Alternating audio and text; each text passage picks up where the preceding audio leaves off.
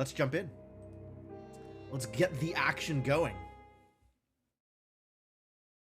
So I recall at the end of the previous stream, I was a little concerned at not knowing what I was still missing.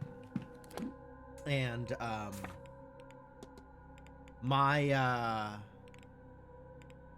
theory, what I was going to try and do was talk to people who knew Dean and see if they knew about Dean's relationship with Barbossa. Or potentially talk to just anybody at the hotel and see if they'd overheard a conversation between Dean and Barbossa. There was also the possibility that what was going on was kind of like the other 3 remaining mysteries, in which there's nothing I can do about it now. I have to wait until kind of the timed point right before the end in order to get into Blake Manor and deal with it. So, just to save myself a little bit of headache, I looked online, and I believe what has happened is there's something in Dean's room that I missed. That is my impression here. Uh-huh. Is in fact something in Dean's room that I missed. A wanted poster for Miss Barbossa. It looks as though she's wanted for arson in her homeland. She set fire to some prison carts earlier this year. Arson? I did not realize just how dangerous Miss Barbossa was. Dangerous or foolish, but with fire there's not much difference. How did Miss Dean get her hands on this anyway? And there we go. Now we can hypothesize. That's what we were looking for.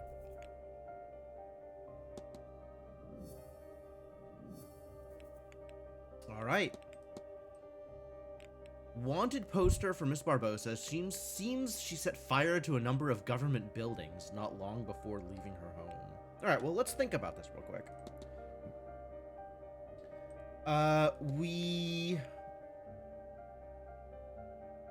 Okay, I guess start a new life?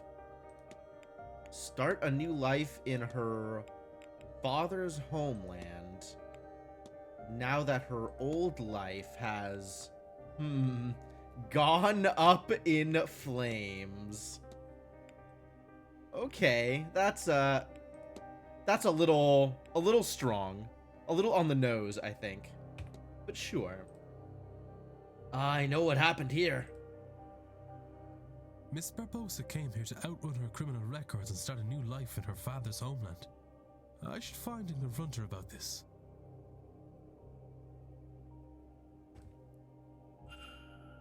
So that reasoning definitely makes a little bit more sense than out of things to do at home, or kind of her mom dying gave her a sense of newfound freedom, which I think doesn't really fit with what we know of Barbossa. Alright, where was she hanging out?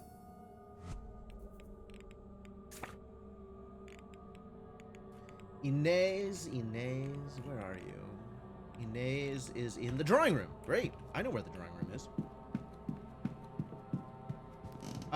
And assumedly, if we can get this done, that's everything I need to accomplish before the seance?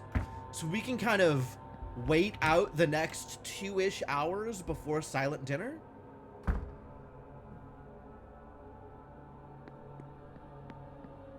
Inez is not here. There is no Inez Barbossa in the drawing room. Is she in her own room? Oh no, I can't talk to her if she's in her own room. That's illegal. Where is her room? Yeah, she's definitely not in the drawing room. That's a lie. Oh, she's in the telegraph room with Quinn. Right. Because of all of the quarantine Quinn stuff that we've been doing. Where the hell am I? Yeah, great.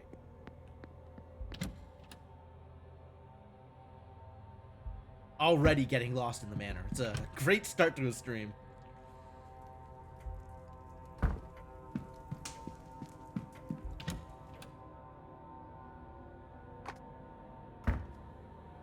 All right, Miss Barbosa, let's have some words.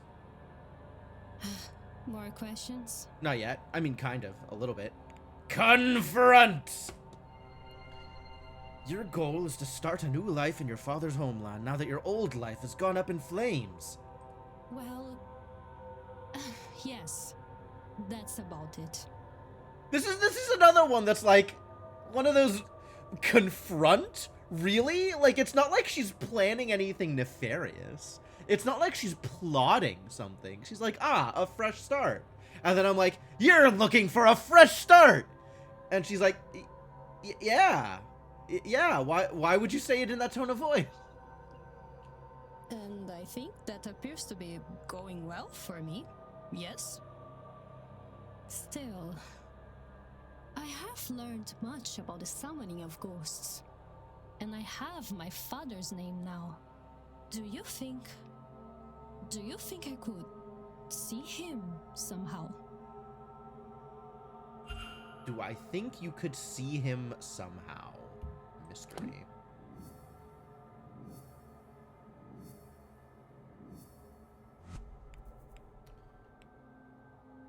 Spirit camera. Oh, well then, I guess I know who we're discussing this with. Let's go check out Rory and see what he has to say about this. He was hanging out at the stables, right? I think he still is. No, he's in the drawing room now.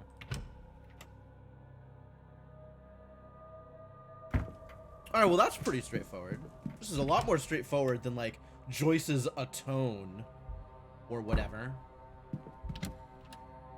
Some of these acts have kind of not been very clear. So it's nice for, you know, kind of the final one at this point to be relatively straightforward. Hey, Dr. Callahan. Mr. Ward, what can I do for you? I would like to discuss... Miss Barbosa is after a photograph of her late father. Do you know how I might be able to get something like that? Does Rory Callahan know a thing or two about photographing ghosts? Who knows? We'd better ask him. Maybe he'll have something to say on the matter. You're looking for spirit photography there. And it just so happens, I might well be able to help you. Grunge has won at sports ball.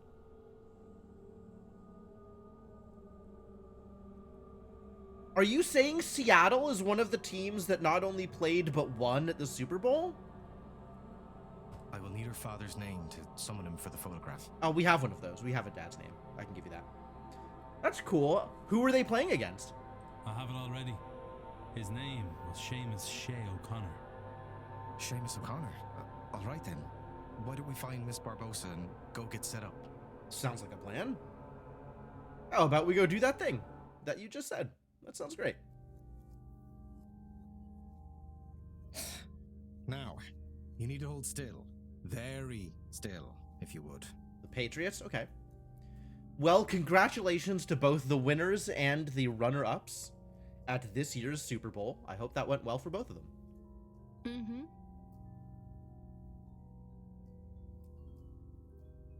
You can tell it's a spirit camera because it has a green lens. Oh, look at that ghosty boy.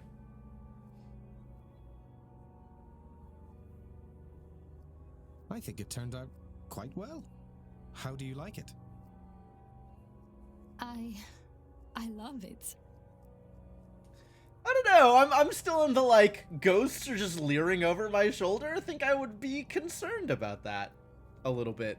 It's generally understood that the clearer an image one attains, and the closer the spirit is to the subject, the more present they are. Which is to say, your father seems to be watching over you. Sounds like your father had quite a lot of unfinished business. Oh, thank you for this. Really. You're most welcome, Miss Barbosa. Sincerely.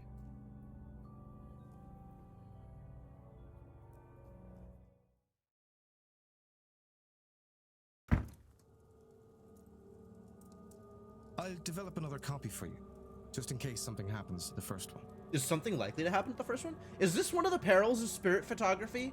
Do photographs just go up in flames at some point, just randomly? You don't have to do that. Nonsense, it's no trouble. I'll get it to you, just as soon as I'm able.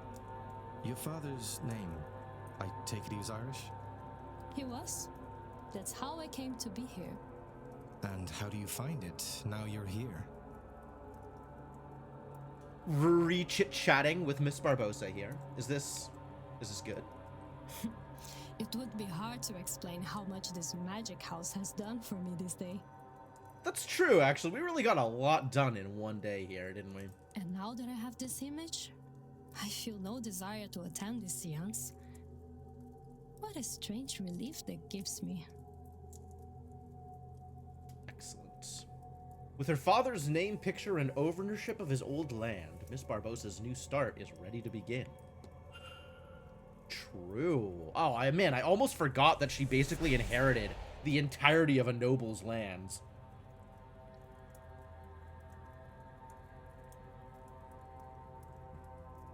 That's all the lights out. What does that mean for the seance, I wonder?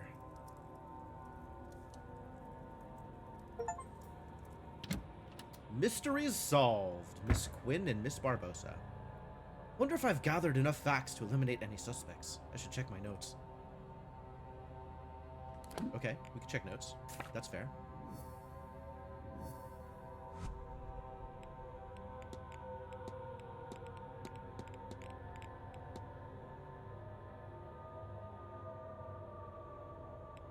Alright, where is Miss Barbosa now?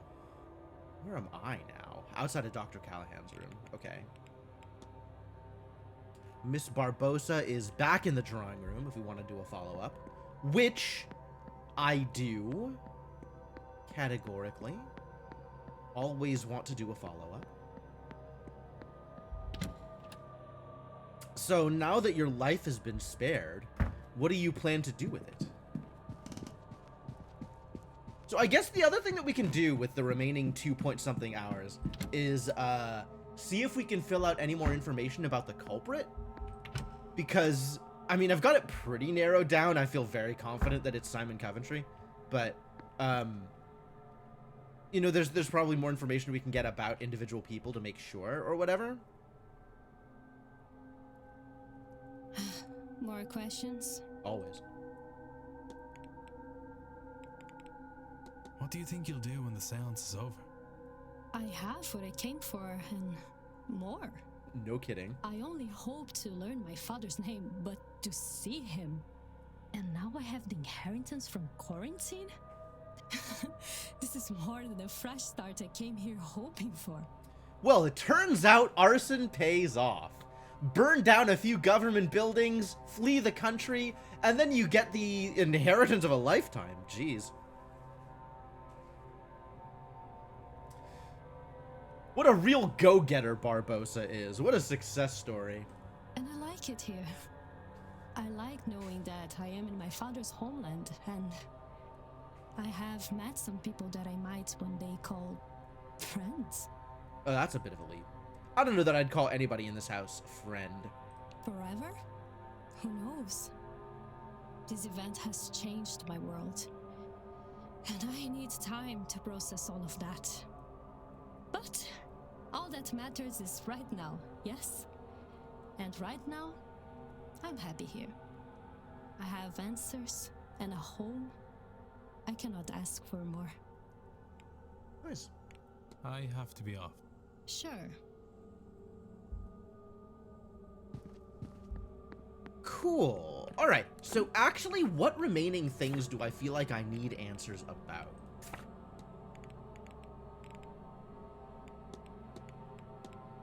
So, overall, I'm confident about many of these X's.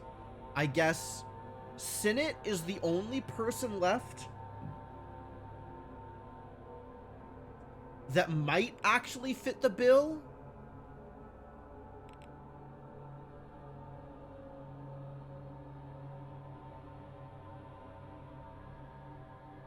Like, all of this stuff, I think, matches up with the culprit stuff. Like, he is able to write. He wears medium shoes. Oh, I guess, no, as a Gnostic priest, he probably has access to some magic. Yeah, he shared a powerful sigil with me. Definitely has access to magic. He is a Christian. He has incomplete maps of the grounds. This is the only piece that, like, might not check out. But no history with Dean, not in mourning, not staff. So, I don't know what the remaining fact about the culprit might be. I don't know how I would necessarily figure that out.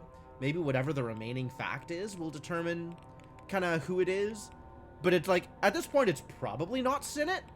And Coventry is the only person that we haven't resolved their mystery and really kind of figured out what they're here for and what they're doing. As well as Coventry kind of needing us to get into the private residence and talk to the young master. So, like, I don't know how much there is to just go around and look at stuff. But we have, like, 2 hours and change before we get to the silent dinner. And that's kind of the only remaining thing that matters, How can I I think. help? Maybe you can give me more information. I don't know. We could just talk about stuff with you.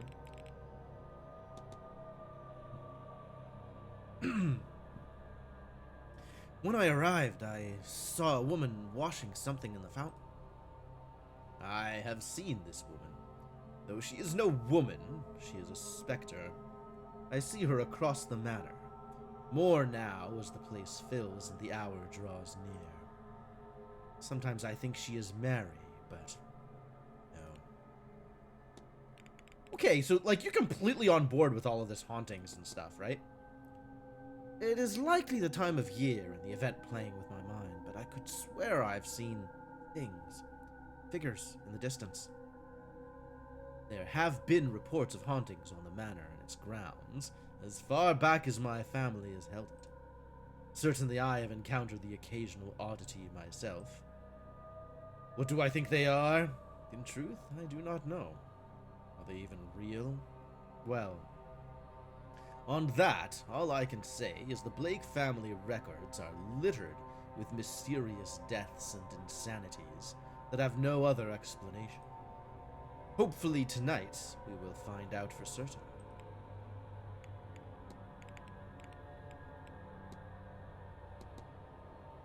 Anything interesting planned for today?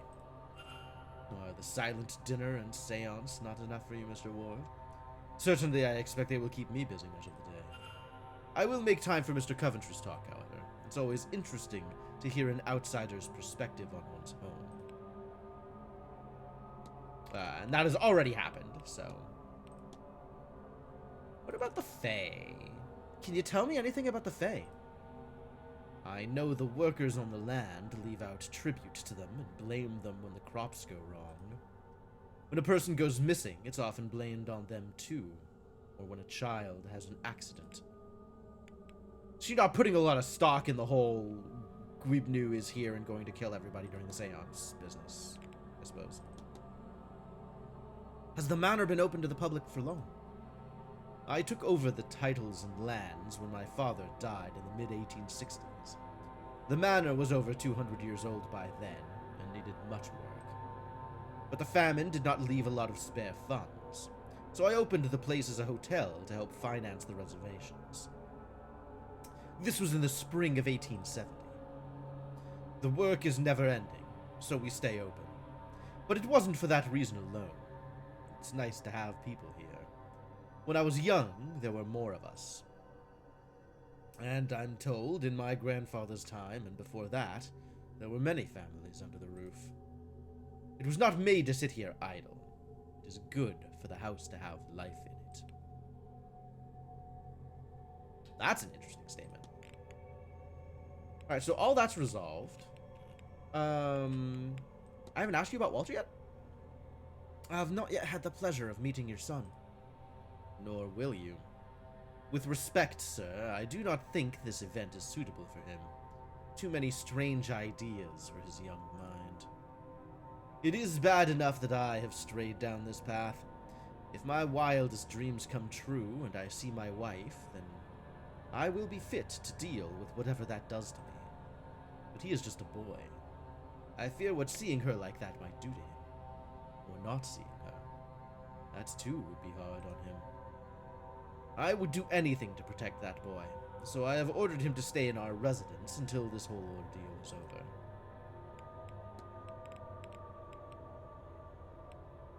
How do you feel about Miss Montavani? How did you hear about Miss Montavani? In the same way one learns of any expert. I asked for recommendations. Her name came at the top of most lists, and so I contacted her. She has proven a delight, and I have the utmost faith in her for the task she undertakes. That's good.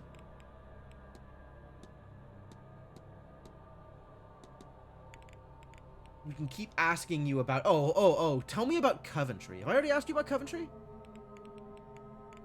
I have not yet asked you about Simon Coventry. Have you met with Mr. Coventry? I have tried to meet with each of the event's guests. Mr. Coventry's reason for being here mirrors my own. He has lost a wife. Hopefully he too gets what he wants from the seance. We should ask all the staff about If you'll Coventry. excuse me, Marquess Blake. Of course.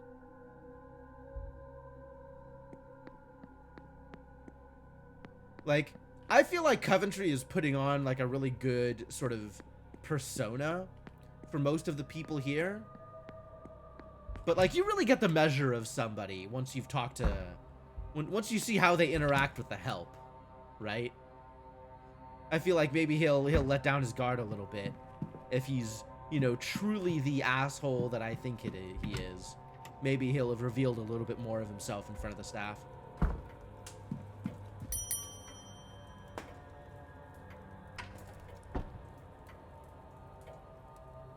May I be of service, Mr. Ward?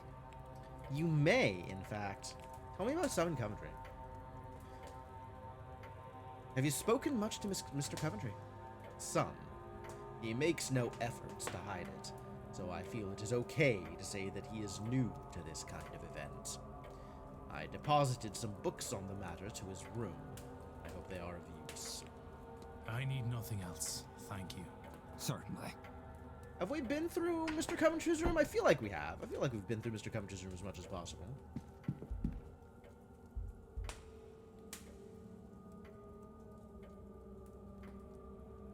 "31st of October, 1897. The Grand Séance, a gathering of intellects interested in esoteric matters, regardless of sex, color, or creed. Join renowned mystic Carmela Montavani as she leads us in the most advanced crossing of the veil as yet witnessed by mortal man. No wobbling tables, distant moans, or questionable planchets here. See the spirit for yourself, and better yet, speak with it directly." So this is what they're here to do, talk with a ghost. That cannot be possible.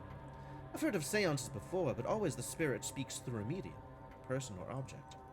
Surely all fraudulent, and spiritually dubious. What on earth was Evelyn Dean doing here?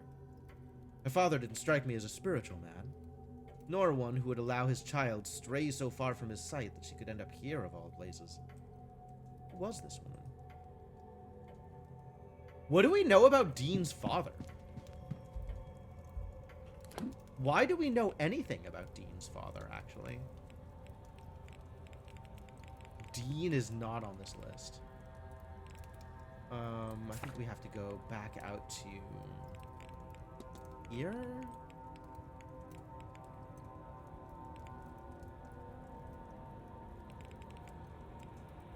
This was like the entry business. Did we find out about Miss Dean's dad in her bedroom? Tale of Percival Blake. There's more to explore here. A portrait of him hangs in the East Tower. Should I go looking for that portrait? In the East Tower? Sure. I'm in a position now where I really don't have anything better to do for the next chunk of time. Which I suppose means I could just find an hourglass and kill 2 hours. But, like, that doesn't feel great. You know, not exactly giving up, but feels like I could use that time.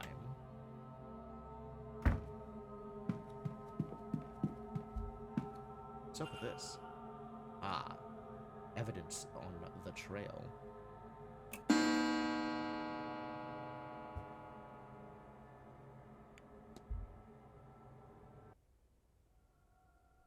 There continues to be evidence of the trail. Oh, this is Percival.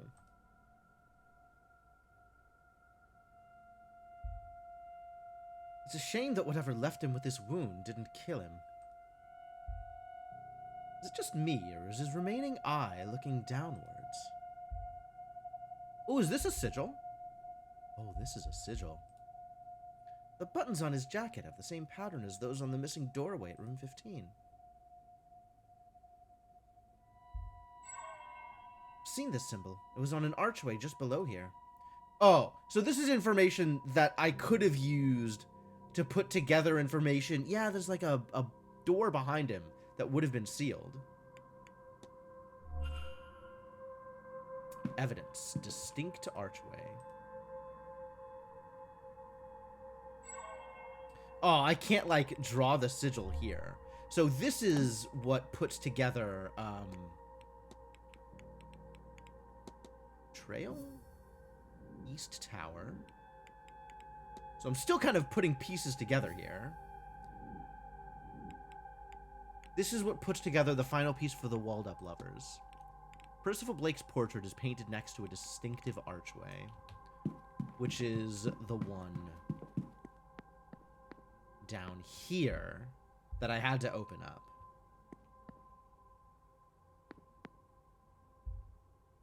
Not that it matters anymore. All of that is resolved.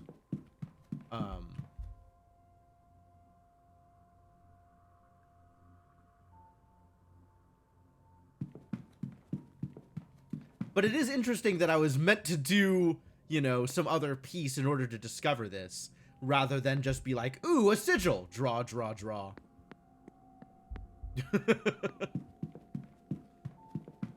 Alright. Well, time has passed.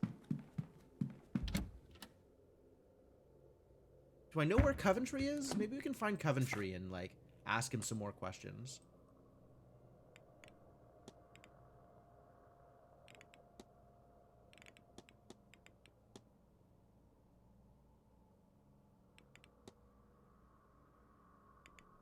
I think we might have to cruise around the different areas and see who's where. Maybe he's on the timetable? S. Coventry? He sure is not. So maybe he's hanging around somewhere, or maybe he's returned to his room. Where is his room again? Here. One of the more difficult to get to rooms, because that was the corridor that was sealed off by the key that was in the basement. Really a bunch of stuff that's only doable on the Sunday. Sounds like, Coventry's sealed away. Alright, let's just look at portraits, I guess. Richard Blake, the 8th Marquess of Dune. Sorry, of Dune.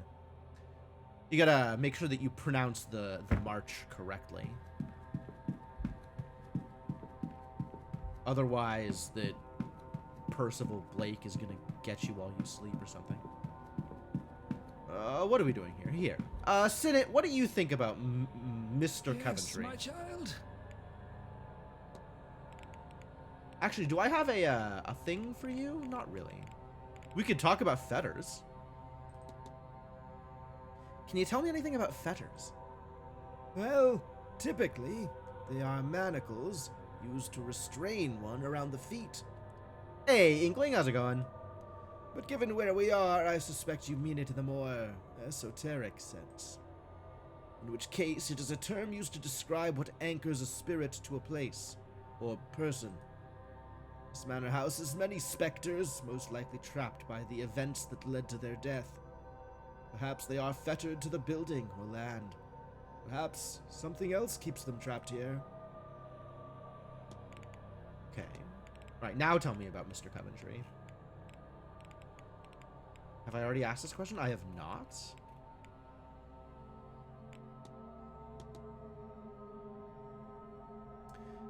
I hope you had a good weekend. This is also hopefully a good place to wind down. Do you know much about Mr. Coventry? No. He has a knack for speaking, but saying nothing. Yeah, that kind of is what we ran into, huh? He had a lot of words, and we got not a lot of information out of him. Okay. Do I want to finish up these questions, or are we cool? Maybe we're just cool. I'll take my leave, Father. Go with God, my child.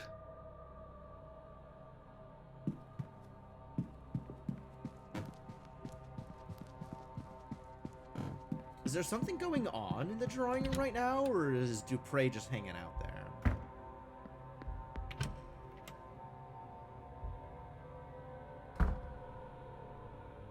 Dupre and Montavani just hanging out.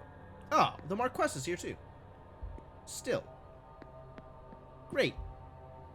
Love that for him. Hello again, my friend. Hello again, Mr. Dupre. What do you know about Simon Coventry? Have you spoken much to Mr. Coventry? He approached me with a question or two about the Séance. I answered them as best I could. But they were quite elementary, anyway. I wonder if he has any idea what he's getting himself into. Not at all, Mr. Who are you? The Senior Seer. Ward.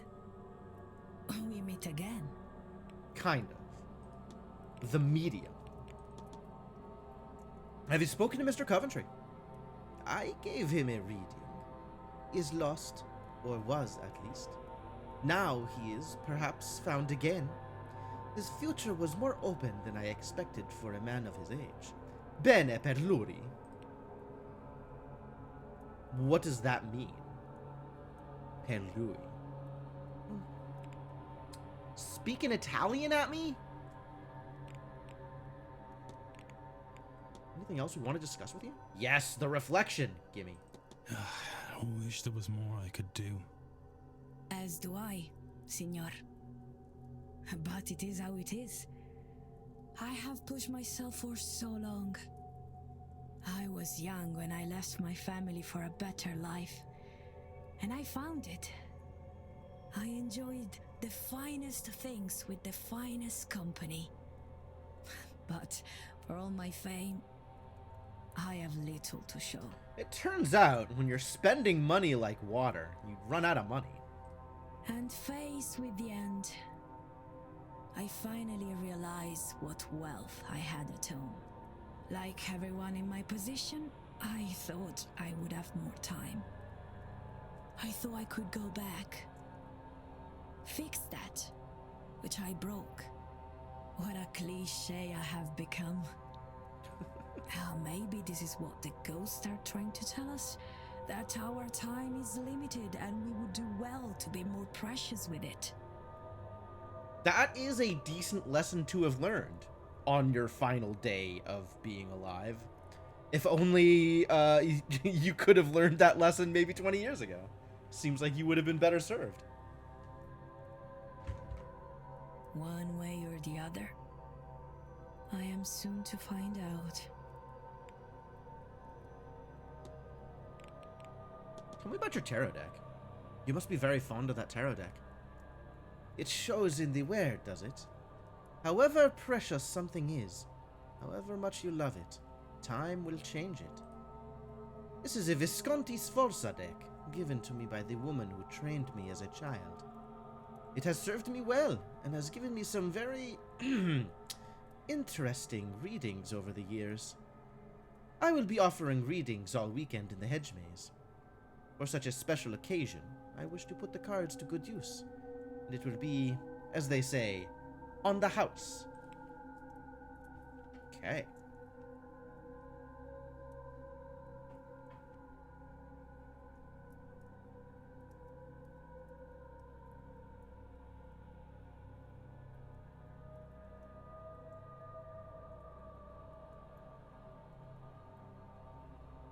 All right, well, if there's anything people want to see, this is as good a time as any to go pursue kind of random stuff, because I am at the point where I feel like I have seen everything I need to in order to kind of reach the conclusion I want. That's all. Of course.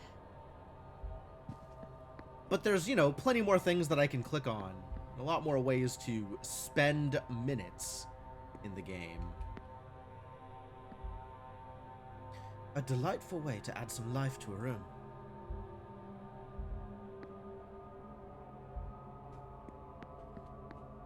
But yeah, mostly I am following up on Mr. Coventry and seeing what else other people have to say on the matter. For the next, you know, almost 2 hours until the silent dinner.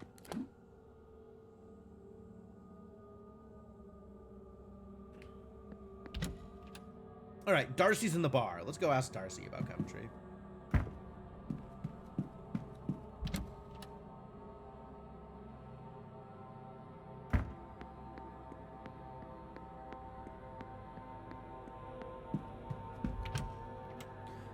Doyle's probably in there too. Maybe we can ask Doyle about Coventry. Have I talked to you about Coventry? I'm glad that you were in attendance. For Miss Barbossa's sake. It was good of you to provide her with that photograph. What good are such things if we don't use them where they're needed? It only costs me a little time and some development materials. Compared to what it gets Miss Barbossa, it's nothing at all. That is a very community-minded outlook, which I guess makes sense for all of these, you know, people of the land, the druids, right? Like Ruri and Fia and Ofin. These are all people that are like protectors of the land, protectors of the people. So it makes sense that they're, from their position, they kind of feel like everybody is community. They kind of feel like, you know, they're responsible for everybody. Magic is born from the need for its practical applications, after all. What good is it if it's withheld? True. All right, tell me about Coventry. If we haven't done this already. I feel like we have. Yep, there we go. All right, tell me about Blake. Were you aware that Marquess Blake has a son? He didn't, of course, when I left for my studies. I first heard of the boy after the accident. They needed a doctor to help him with his lingering damages. He was in the carriage, the one that killed his mother, you see. Came out alive, but at some cost, I gather. Anyway, I received a letter asking for me to consider returning home for the task, but nothing came of it. I assumed they went with somebody resident to the region. Probably a blessing in hindsight. I don't need to travel between here and Dublin any more than I do already. I have to be on my way. Be well, Mr. Ward. Doyle, my boy. Hello again, sir. Need something? Yeah, tell me about Coventry. Have you met Mr. Coventry? The kindly old guy who's strangely smug under it all? Yeah, I met him. He was buying drinks from his dean like it was nobody's business. Rich old guys love tossing their cash around to impress the ladies. Yeah, definitely sounds like someone in mourning for his lost wife, doesn't it? I'll leave you be. Yeah, all right.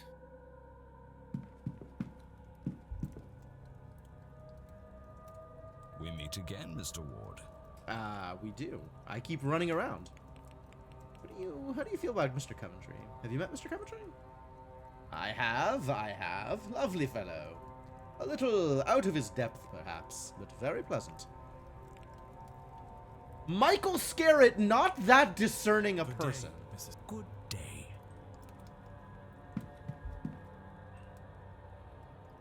Oh, is Darcy Mr. chatting up Ward. Kathleen O'Mara? I could see that. Have you spoken with Mr. Coventry? I didn't find him all that interesting until I learned he was a jeweler. That piqued my interest. I have arranged to go see him when all this is over. I have a number of men's items to pass on. Yeah, okay, that checks Good day, out. Mr. Ward. Wow, you know what? For all of Darcy being somewhat the victim here, and kind of the rich history of her story, she definitely feels really predatory in a lot of her conversation pieces. You again. Have you spoken to Mr. Coventry? Once or twice, over drinks. He's fascinated with everything this place has to offer, including Miss Dean. Sly old dog took a shine to her, I think. Harmless at his age, but Evelyn shouldn't have led him on by going to his room. Yeah, this is in direct contradiction to what Mr. Coventry said. So, Coventry, I think, the only person out of this group that has explicitly lied to us about things that happened. Everybody else has, like, glossed over the truth or just not told us the entire story. But Coventry has explicitly lied to us about a number of things now. And I think he is actually the only one that's done so.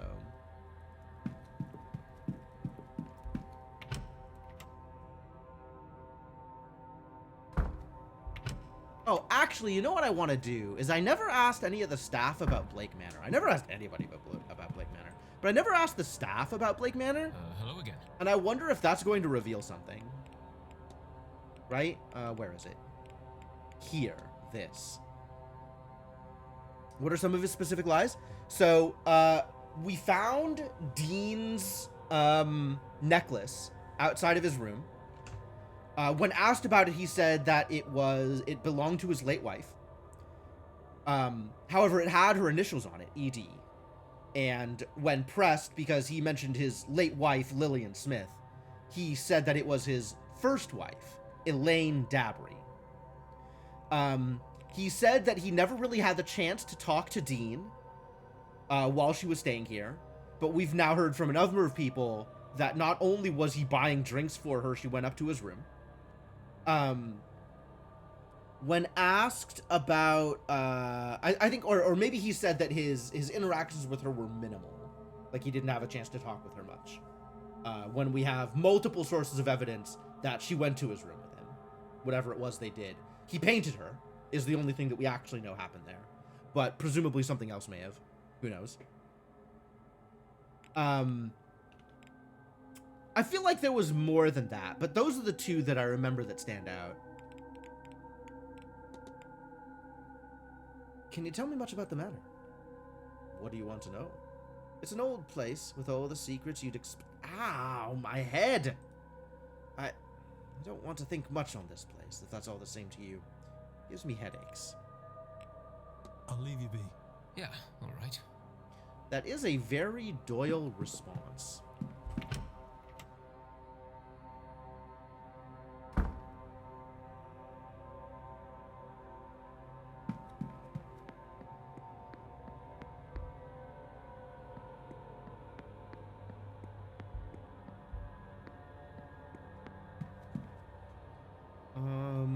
Where do we think the rest of the staff is going to be?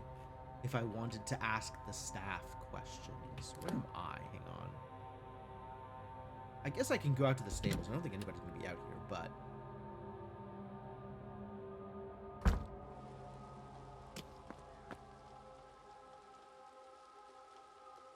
Ah, that lovely rain. Did I check this out? Guess it's just a tree? That's a little weird, but okay.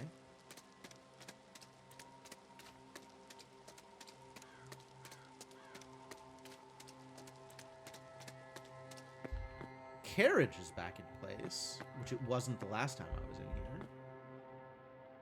Somewhat less impressive when seen in this environment.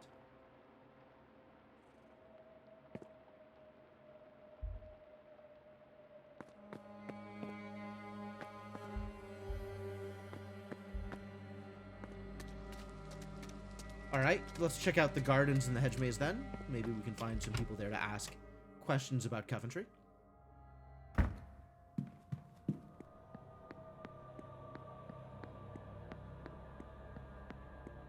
Actually, quick peek in the library.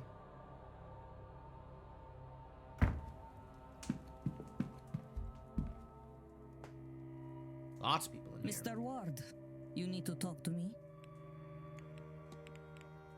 I'm asking everybody about the thing, the guy.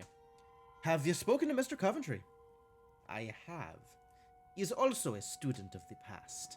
He is fascinated with his British Empire, and we did not see eye to eye when it came to stolen goods. He had a might makes right attitude. If something can be taken, then take it, by any means. Well, that fits with the actions we believe him to have taken. I'll leave you. May Allah guide you. Hello? What brings you back? I don't know why her accent tickles me like that, but it really does. Have you spoken to Mr. Coventry? Just a little. He made introductions. A charming man. I couldn't help but feel like I was missing something, though. Perhaps he was making moves on Ivy and I was blind to it. Certainly he does seem fond of a younger romance. That's all, Mrs. Lau. Farewell, Mr. Ward. Hello, Mr. Ward. How are you? Doing great. How do you feel about Mr. Coventry? Have you spoken to him? Oh, yes, a little. What an event to attend as your first of the sort. There's a noble bearing about him, though you wouldn't know by his outfit. I suppose a jeweler's salary can only go so far. Interesting. That is also a fairly naive reading of Coventry. Which I guess is maybe the point? Where am I going? I'm going this way.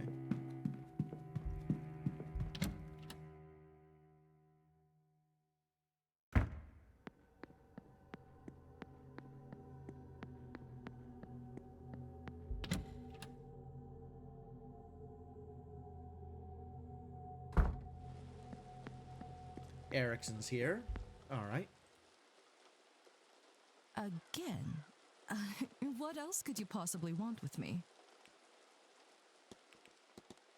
Have you met Mr. Coventry? Yes, but we didn't speak for long. I came here to talk to my peers, not potential punters. Right, right.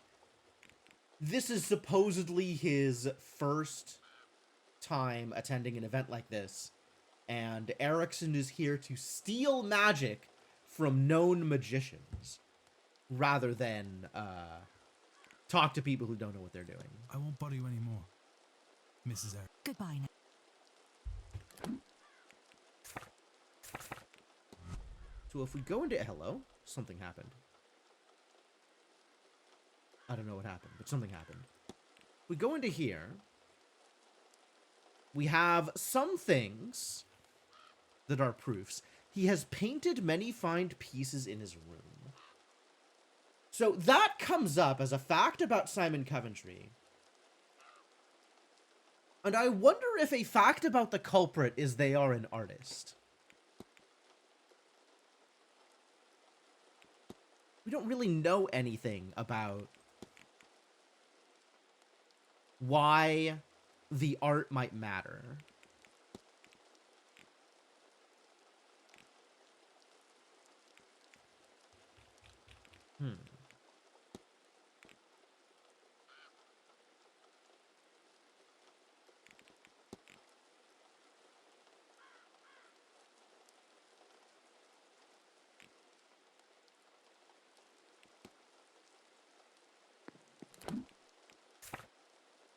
Nobody else hanging out in here. Nobody hanging out in the rain in the middle of the garden? Weird.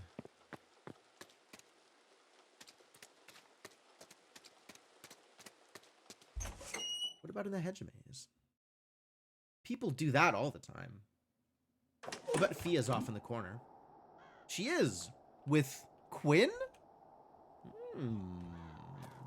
That's an interesting set of people to talk to.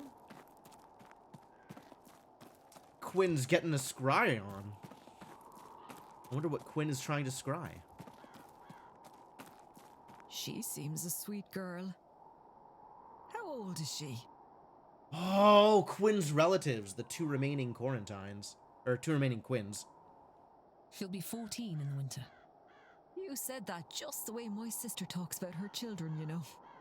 I only said she'll be 14. It's not the words, dear, but the tone. Just the way a parent would talk about their child. It so happens I might be the closest Alma has these days. That's a terrible burden for someone so young. No. It's a privilege. One that I am happy that I'll now get to fulfill to its end. Good. I am glad that this dialogue reflects what we figured out. The current state of affairs. Let's start with Quinn. Hello, Mr. Ward. How's the day treating you? Quite well. Have we done your reflection? We have done your reflection. Great. Oh, well, I guess since you're in the middle of scrying, we should ask about the scrying. How's that going? It's an Irish tradition, gazing into a well and asking for answers. It doesn't seem to have transferred to England like you might expect of a mostly secular spiritual practice. Might be that it only works, at least as it's known, in Ireland. I wonder. Miss Callahan was kind enough to lead me in a session. I wanted to see that my sisters were well. I trust they are. Yes. When I saw them, they seemed fine, thank God. Cool. Alright, well, tell me about Coventry. Have you had the opportunity to meet Mr. Coventry? I have. I would have assumed we'd not have much to talk about. He's no magician, not gentry, and no writer. Which makes me sound very snobby, but I simply mean I don't have much else I can talk on. But he knew of my poetry, and we discussed that for a while. It was very distracting, honestly. Interesting. I'll leave you be. Farewell. And Fia? Ah, Declan. Aren't you fierce good coming back to see me? Yes, I am fierce good. Thank you. Tell me about Simon.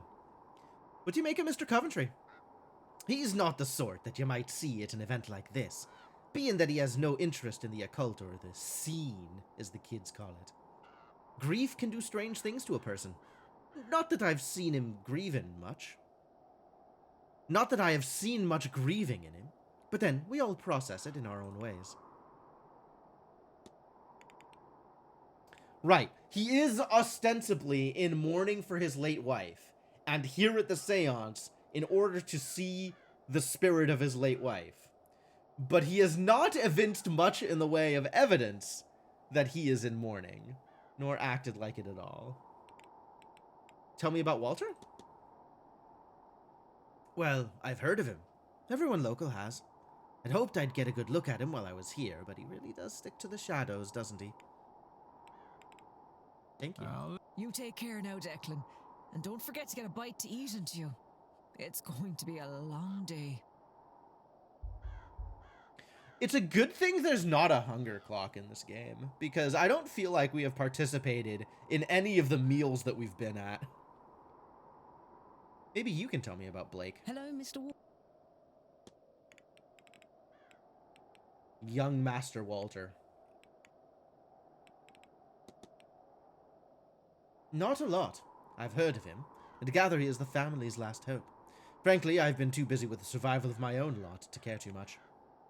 Understandable. I'll leave you be. Farewell. Alright. Well, that was productive. Probably.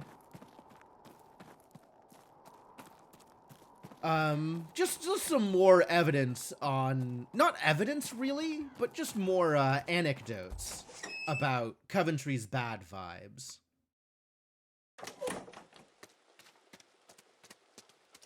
Which is okay. Like, the decision about who the culprit is seems pretty vibe-based anyway. Like, there's some amount of evidence. We can determine a few things here and there. But it's pretty vibe-based.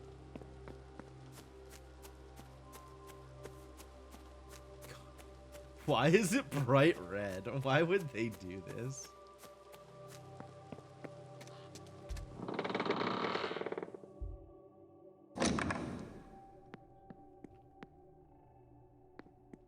Why would you choose red stained glass like that? Oh.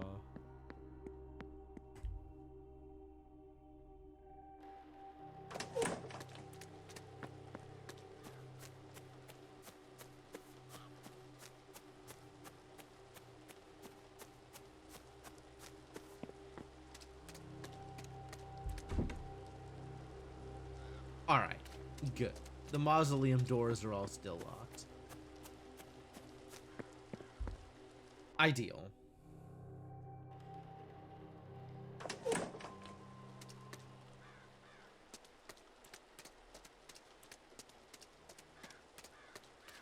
Let's see. The bulk of the staff is probably down in the basement getting ready for the silent dinner, if I had to guess.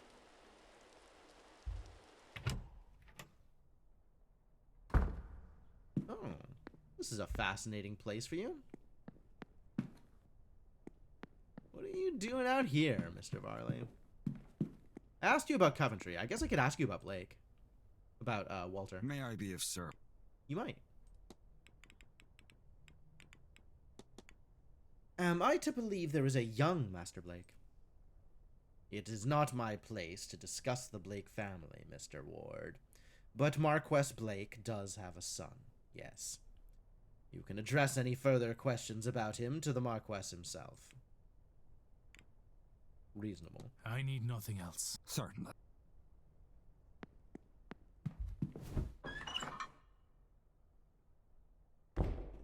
Anything interesting in the catacombs? Doesn't look like it.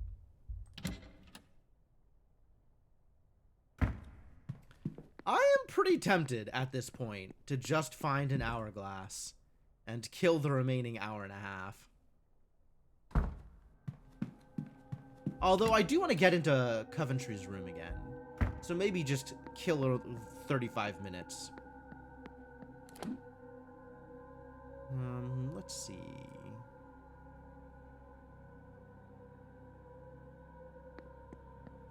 I'm gonna head down into the basement, see if I can find some of the rest of the staff right now.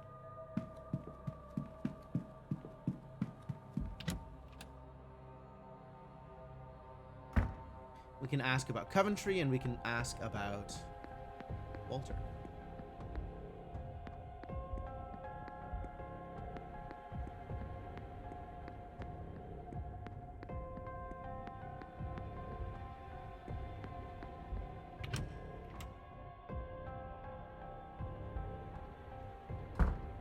Yes, in the kitchen, as expected. Sir? Have you met Mr. Coventry? No, sir, I've not. Looks like he's been having a grand old time, though, with... Well, that's none of my business, sir. Alright, and what about Blake? Do you spend much time with the young master? Some, sir. We work on our words together. But in truth, he helps me more often than I help him. I can just about read, sir. Only small words, enough to get by. I'm learning to write alongside the master. It was Mrs. Joyce's idea that we could help one another. I don't think he tells his father, mind. Might be part of why I've been let stay. Bless him. Well, that was a bunch. That was really helpful, actually.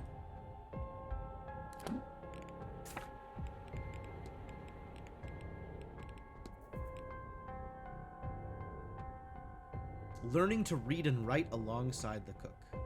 Yep. Alongside Saoirse. She can read, but not write. Yes, we know that. adoration of the staff. The staff seem quite fond of the young master.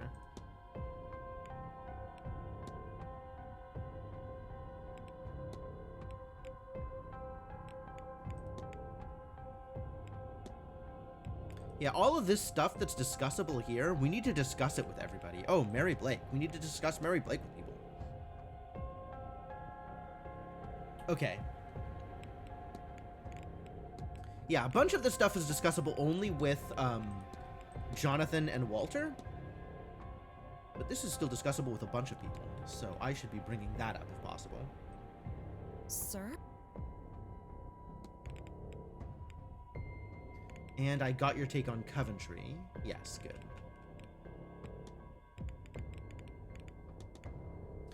Do you remember what the lady of the house was like before? We didn't speak much, sir. Not socially, I mean. But she was kind to her boy and made the Marquess happy. Okay, fair enough. Oh.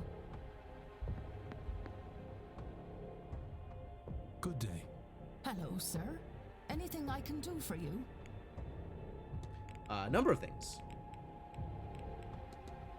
What can you tell me about Marquise Blake? Oh, God rest her soul. She was a good woman, Mr. Ward.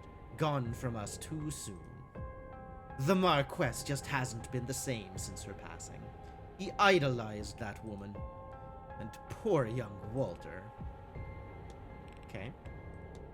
Right, what about Walter?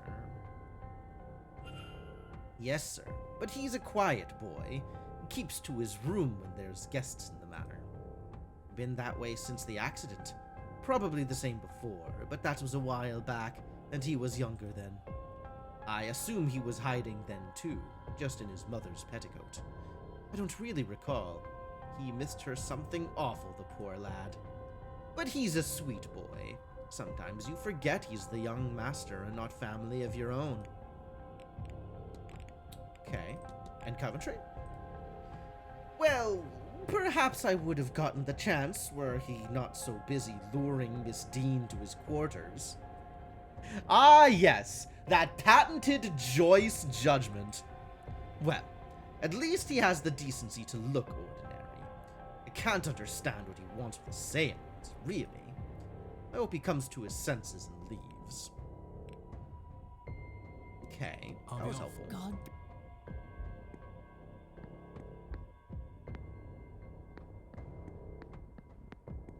Get into the larder?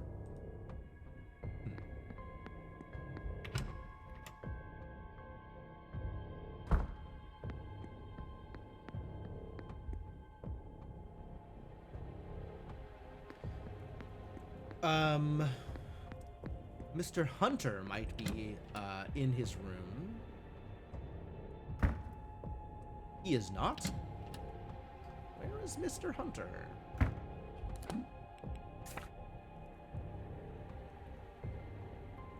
We have no information about the location of Mr. Hunter.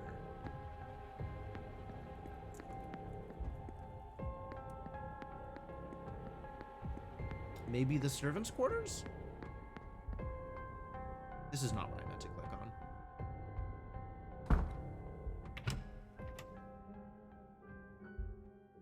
on. Although I think there might be more to find in the women's dorm.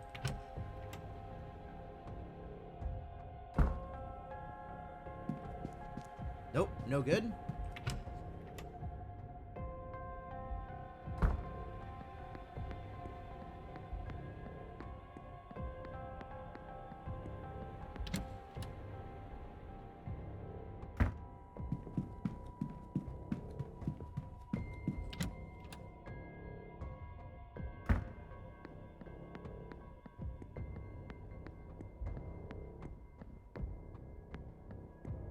It really doesn't need to be that ominous about the basement anymore, now that we're not going to get kicked out for being discovered there. May I be of service, Mr. You may. I wanted to ask you about... I have already spoken to you about Mary Blake. Great. So who's left? Doyle, Fia, and Dara. I need nothing. Certain. I don't know where Dara is. I know where Fia and Doyle are. So let's go ask Doyle. That's still the bathroom.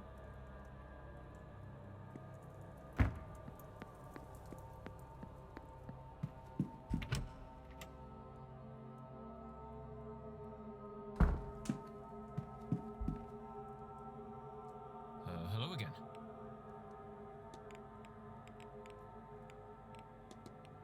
What can you tell me about Mary Blake? Mary... Oh, you mean Mrs. Marquess. Not much. Never knew her. They hired me long after she died. Alright then. I'll leave. Yeah.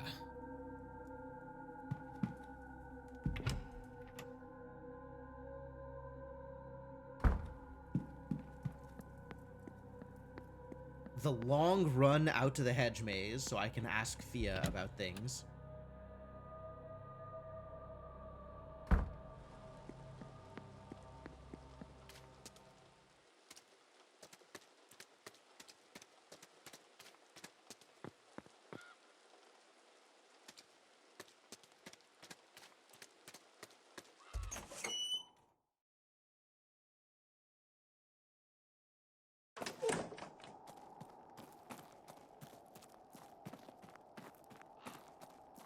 This really is quite a ways away.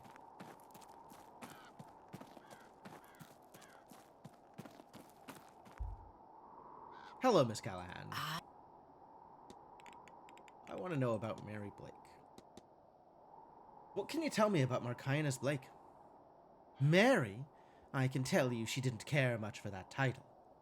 We only spoke a few times. She had trouble conceiving, so she came to me under the dead of night for some alternative help. The Marquess wouldn't have liked that sort of thing then. Funny how death changes us. I never heard much of how it turned out, but the boy's on the walls, so it must have worked. Not that I doubted it would, mind you. Of course. Fascinating. I never asked you about the washerwoman, huh? Does all the travel in this game count as fast travel since it takes no time? It takes no time in-game. It takes plenty of time out of game. Tell me about the Bonnie, Thea Callahan, if you will. Ah, Declan.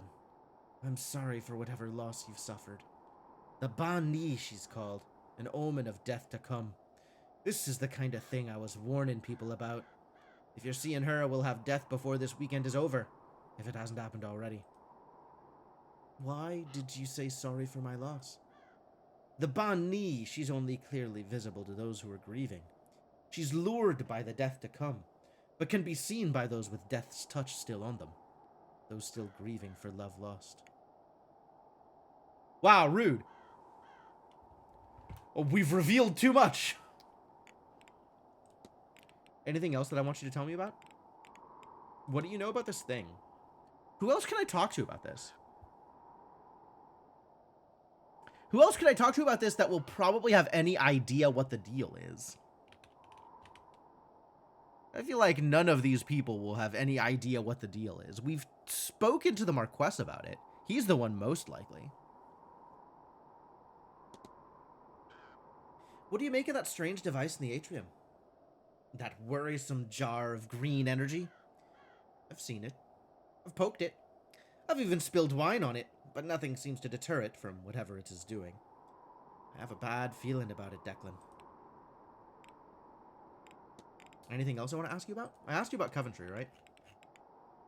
Sure did. Actually, do you know Donald O'Finn? Ah, he's a good laugh. We've known each other for a long time. If you knew his druidic code of conduct, you'd know he and I are singing the same song, just with different harmonies. Okay, that's cool. I don't think I have much else I want to discuss with you. I mean, we could ask some questions, I suppose. Did you enjoy the masked ball, Miss Callahan? Didn't go.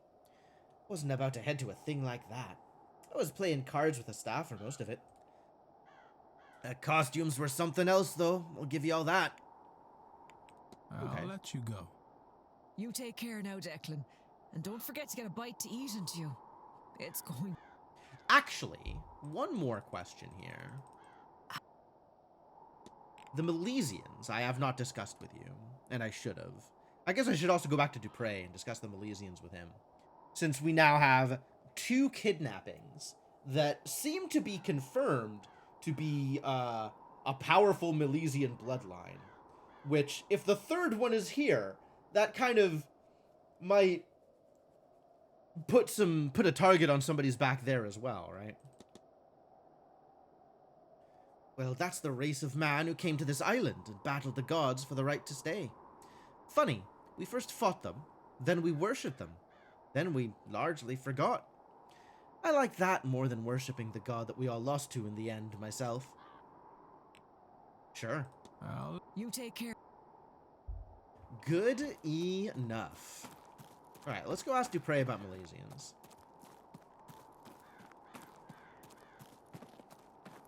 Alright, I'm finding enough to occupy my time here. I'm finding enough stuff to spend minutes on. That's good.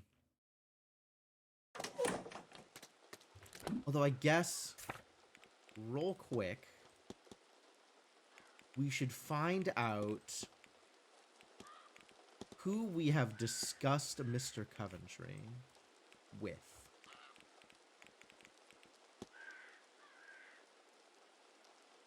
Walter Blake is discussable with a large number of people. Is there a thing here that shows painting of Dean?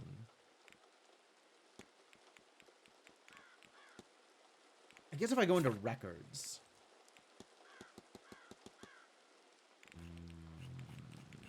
Everything doesn't include people. I don't think. Oh no, it does include people. Sigils observation. Observation includes people. Okay.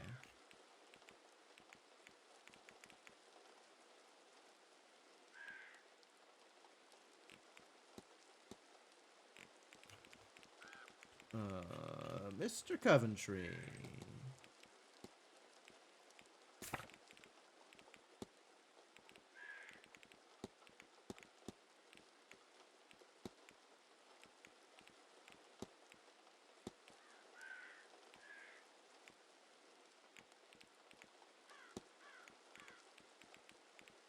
Alright, we knew it was Cathal O'Mara. That doesn't matter. None of this matters anymore. We've kind of figured all of this out.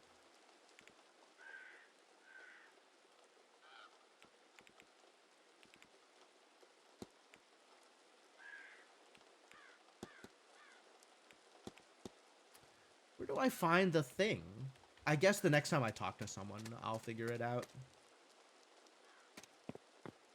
Hey, look, a convenient Mrs. Erickson. Alright. I know I've talked to Mrs. Erickson about Coventry, but we can use this as a way to just get into the interface.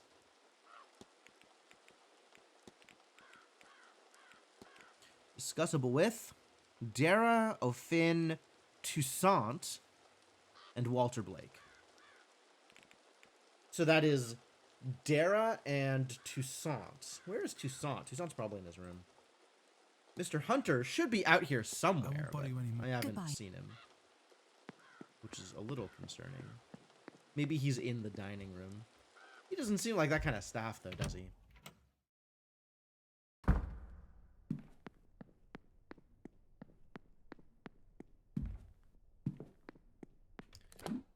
Who else can I talk to about Mary Blake, though? He stays in his room when the manor has guests. Yes, that's something that we have determined. I agree. This is exclusively Dara Hunter. Okay, where is Dara?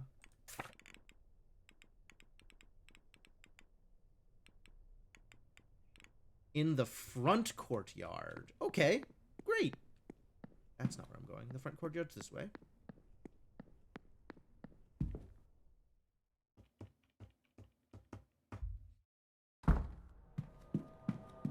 Burn a few more minutes interrogating Dara Hunter.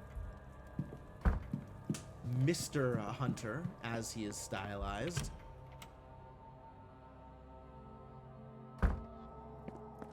Yeah, there he is, standing in the middle of the rain. for no real reason. Just kind of hanging out, I guess. You're a weird dude, Mr. Hunter. Mr. Ward, how are you? All right. Tell me about Simon.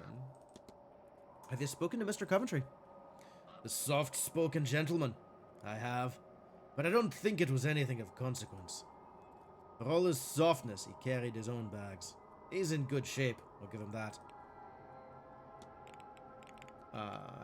We should ask you about young Master Blake.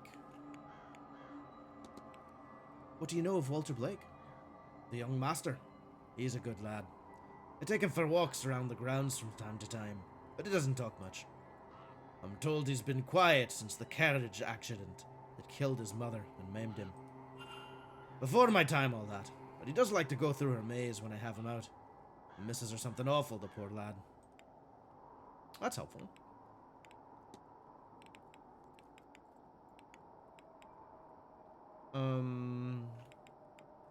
Coventry, Blake, tell me about Mary? What do you know of Marquess Blake's late wife? I didn't know the woman, I'm afraid. I was hired on after her death. Mrs. Joyce speaks well of her, though. Anything else?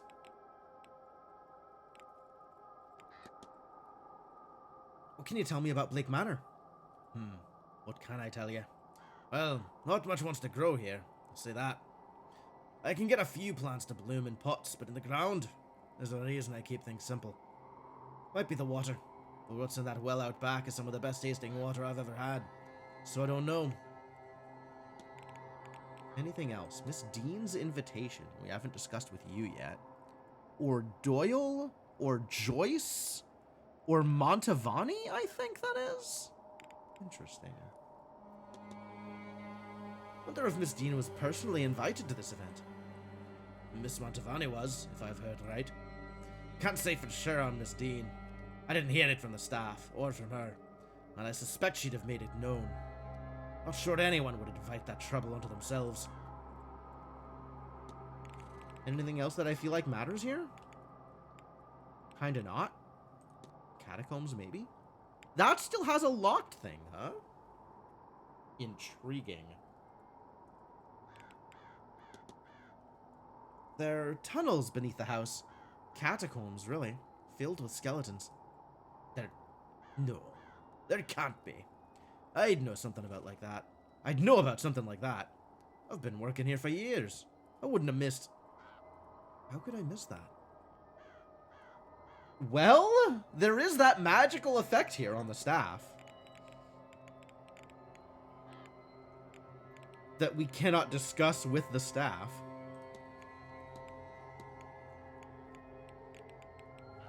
Alright, I think that is everything I care to discuss with you. Huh. I'll be off. Right you are.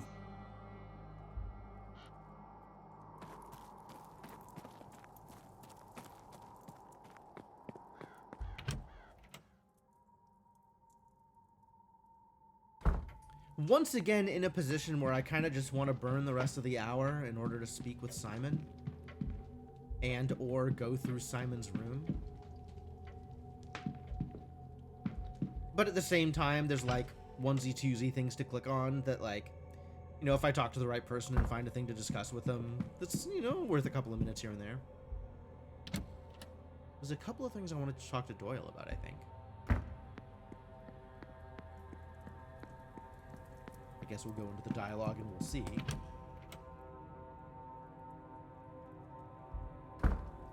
Yeah, it's mostly the staff that has anything interesting to say at this point. Hello again, sir. Need something? Have I discussed Coventry with everybody at this point? Except for Toussaint. Where do you suppose Toussaint is? He might be on my map, or on my timetables. Etienne.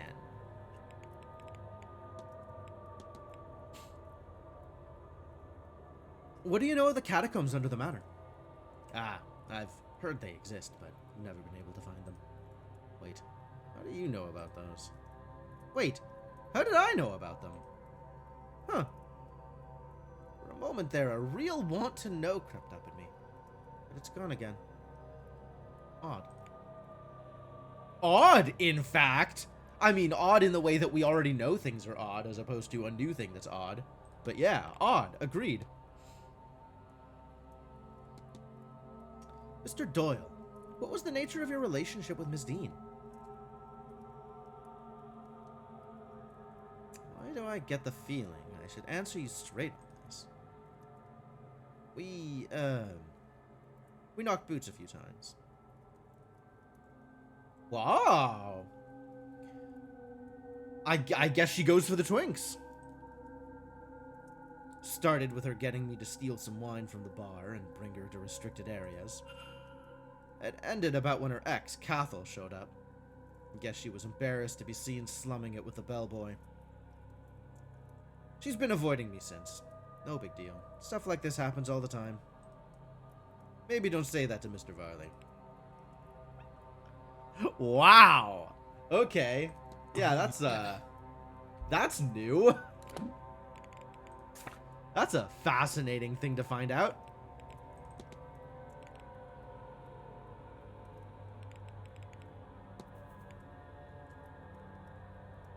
Thinks Miss Dean was embarrassed to be seen with him. That's not motive. Come on. Come on.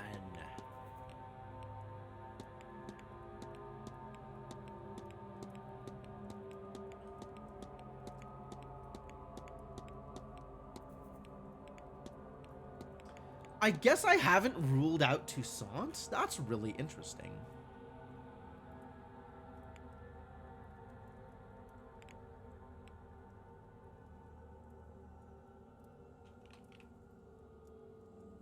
Huh.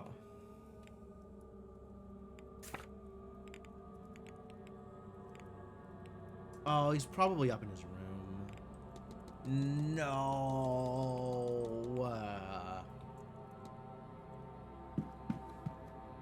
I mean, I guess I could confirm that, but if he's not in his room, I don't know where he'd be.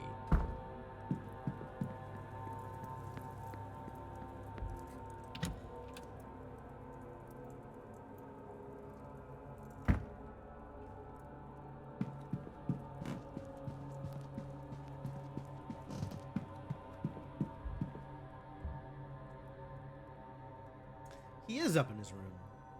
I've never been in Mr. Toussaint's room? I guess we resolved his mystery very early on. Is he gonna get me kicked out if I barge in on him? He probably will. Most people do.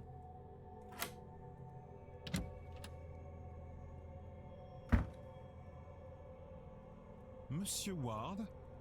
Could I... No. You're in my room. And yet I give you neither key nor permission. Of course, all things considered, this should not surprise me. But it does offend me. I mean, you literally gave me the key to Ericsson's room. So it's not like me poking into people's rooms is gonna be a surprise. We shall speak with Monsieur Varley on the matter. Okay. So the game over that is expected. You failed. You were evicted from Blake Manor. As a result of your actions, 19 of the people in the manor survived. Good numbers. 19 isn't all the people, though. Alright, let's load that quick save real quick. So we gotta wait until 7 to talk to Coventry and to talk to Toussaint. Bummer.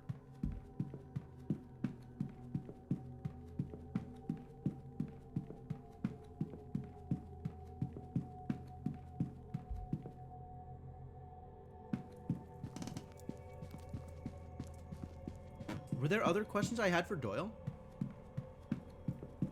Still the water closet. Yep. That has not changed at all in the time I've been playing this game.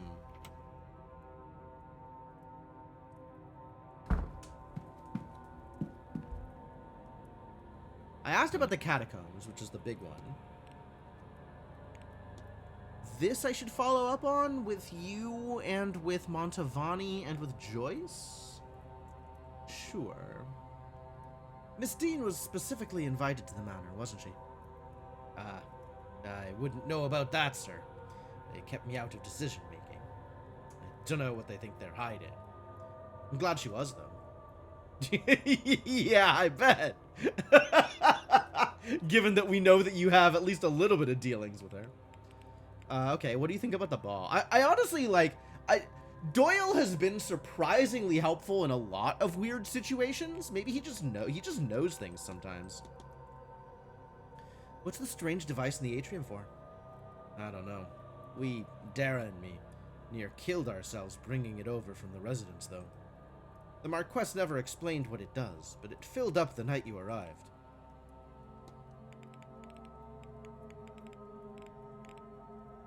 I guess Dara's a person I could ask then, if Dara also is one of the people who brought it over? Map of the region doesn't really matter, I don't think. But, like, I got 12 minutes to burn. Is there much to do around here? Outside of the manor, I mean.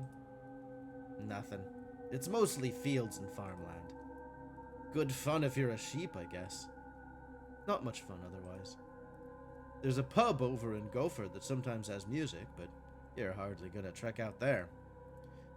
God, there must be more to life than this. What am I doing here? He just randomly gets all existential. Like, Doyle is such a character. I love the way they have him set up. Hotel finances? I understand the hotel isn't doing well financially. Doesn't surprise me. His whole event is insane. There's no way he's breaking even. The Marquess, I mean. Poor Varley looks like he's gonna have an aneurysm. As long as I'm getting paid, I don't really care. That checks out. Alright, I don't think we're gonna get much more out of this then. Do I want to talk to you about any of these people? Oh, the young master. I haven't asked this question of you yet. Do you often see Marquess Blake's son? Almost never. Every so often I take a meal up for him, but mostly Mrs. Joyce or Miss Murphy do that. I try to stay clear. What do I have to talk about with a 10-year-old rich kid? Fair point. I'll leave. Yeah. Alright, we got a bunch of things that we could talk to Joyce about, so let's head down to the kitchen and talk to Joyce for a couple of minutes. How do I map me? Here.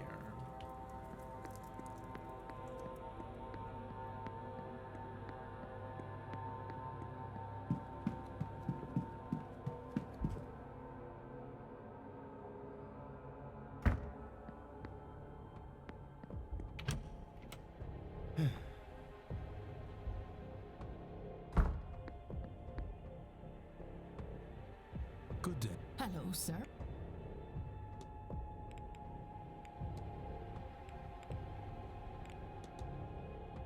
I heard Miss Dean was personally invited to the séance. She must be very well respected. Goodness, if she were, Marquess Blake never mentioned it. Between you and me, sir, I hope he's ashamed of himself. Can you imagine inviting people into a cult? Of course. She does have her opinions. The shadowy figure? Really? Oh, I could have brought this up with Cathal O'Meara also, huh? Might do that as well. Have you ever heard tell of a large, shadowy figure stalking the grounds? What? It's a cruel thing, sir, teasing a poor old housekeeper. Unfortunately, I'm quite serious, Mrs. Joyce. Oh, don't say that. Please, sir, if it's children's tales you're after, go hang about in the library. You know, maybe I should. Thank you, Mrs. Joyce. Any of this? I guess the finances is a thing, maybe? I understand the hotel's in some financial difficulty. It takes more money than you'd think to keep a place like this running. Certainly, it's no easy task. And as it turns out, Seances are expensive things to host. I don't know what Marquess Blake was thinking. All that stress on poor Mr. Varley. Sure, they paid that Mantovani a fortune, too.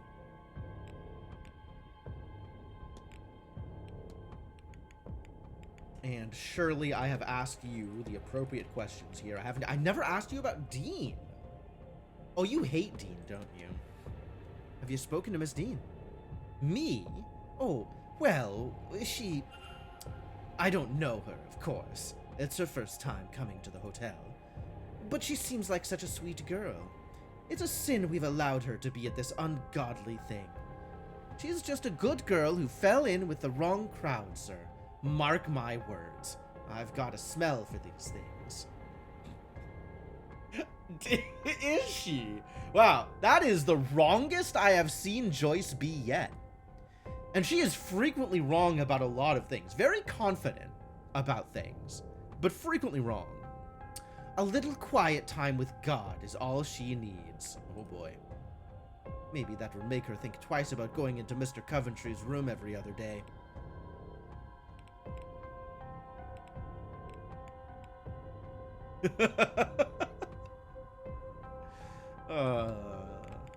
Okay.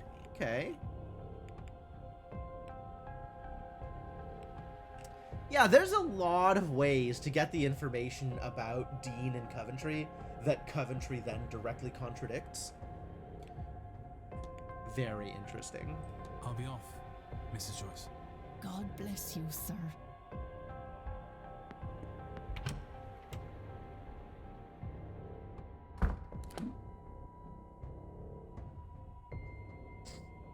Alright, I think nobody else is down here. And the two people that I still want to talk to are in their rooms at the moment. And knocking on doors is not allowed in this game. I think I'm just going to burn the last 5 minutes. Wait until next hour. Yep.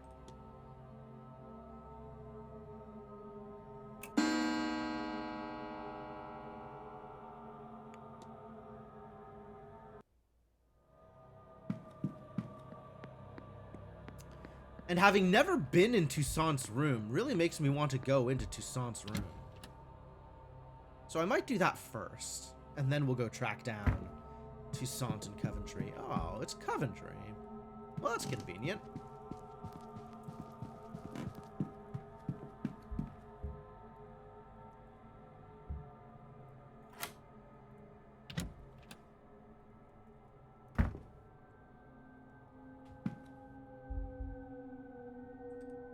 Gramophone recording. Books. These books look to be from the hotel library. There's one on local history and another one on local religion. Don't really need to interact with a gramophone now, do I? A spare overcoat. A necessity in this sort of weather. A novel from the Manor library. It doesn't seem especially well read.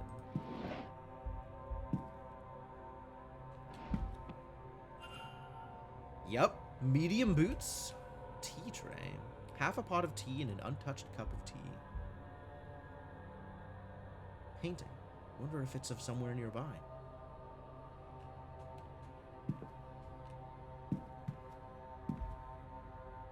A letter to Mr. Toussaint from another member of the Society of Psychical Research. They are urging him to reconsider his hard-line stance against the use of magical practices in his work, saying a knowledge of the enemy's tools can help us fight them. Given where I found this, he does not seem moved by their argument. Okay, so he doesn't use magic, which is the last thing we need to eliminate basically everybody as the culprit besides Coventry. Don't know how many extra overcoats you'd bring to a weekend-long event. That's fair, but yes, travel time is absolutely a thing, considering that he was traveling via carriage, presumably, because there's not a lot of options for travel, from France, so it's a bit of a trip for sure. Letter from a solicitor, advising Mr. Toussaint that there is no formal way to defect from the church and declare himself an atheist. Nor is there any means to sue for wrongdoings suffered in their care, as no record was kept nor witnesses found in relation to his exorcism.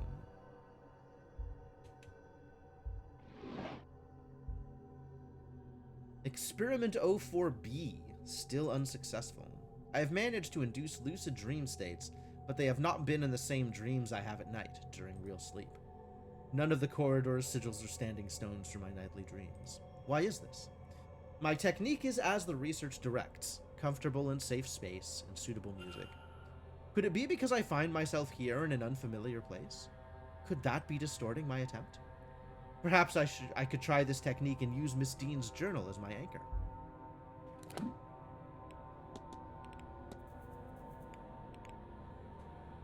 Atheist and has never been in this area before.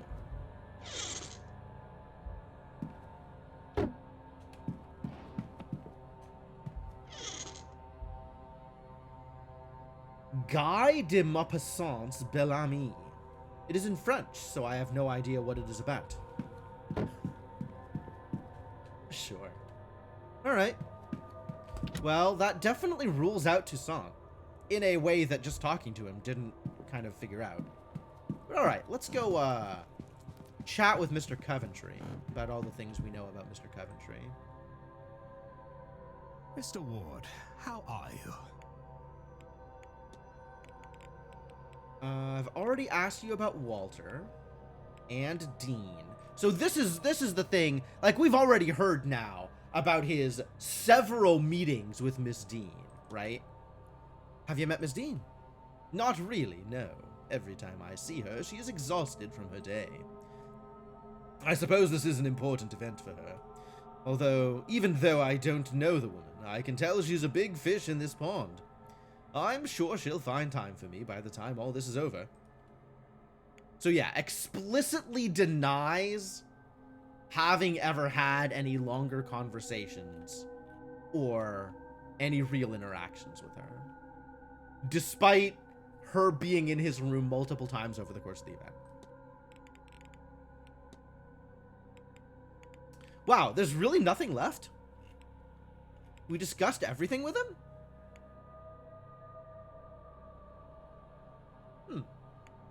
I guess that makes sense. I was really curious about everything that he was putting together. This may sound odd, but have you seen a woman washing clothes on the grounds? You mean the housekeeper?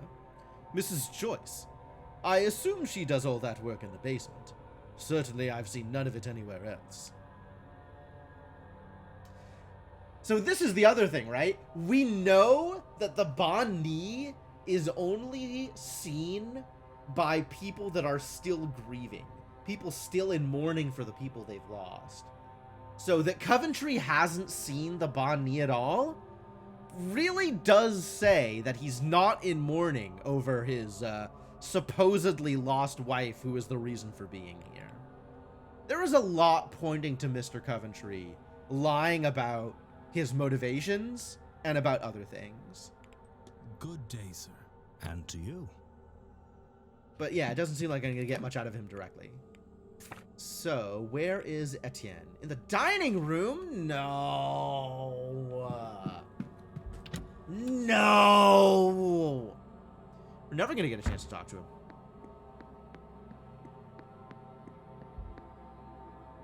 It's locked. The sign reads, closed to guests outside of mealtimes. But, like, Toussaint's in there. But it's locked? Confusing. Maybe there's a way into there from the basement? Is that going to get me thrown out, do you think? That would be from the larder that we can't get into. Okay, no.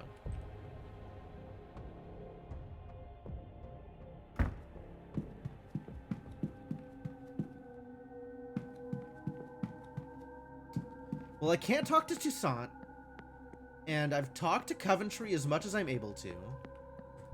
We can go dig through Coventry's room a little bit more, just to make sure that there's nothing I missed.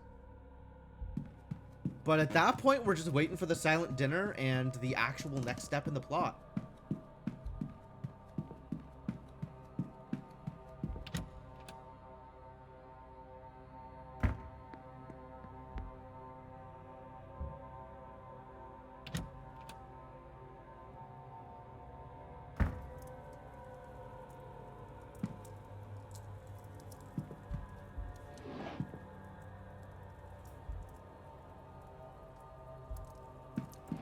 Another vampire reader.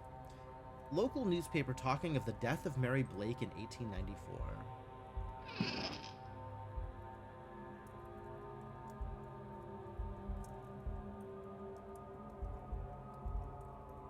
Closed for the event. None of it is noteworthy.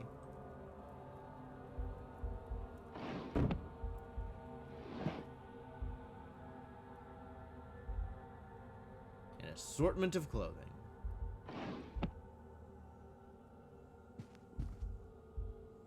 Local book and history book. Portrait of a lady. Miss Dean. We asked him about painting, and he was like, no, I haven't really had the chance to do much painting while I've been here. So just like everything, he's just lying about everything. Especially everything connected to Miss Dean. His schedule, which we've already looked at. This stuff is stuff we've looked at. Work correspondence for jeweling. For being a jeweler.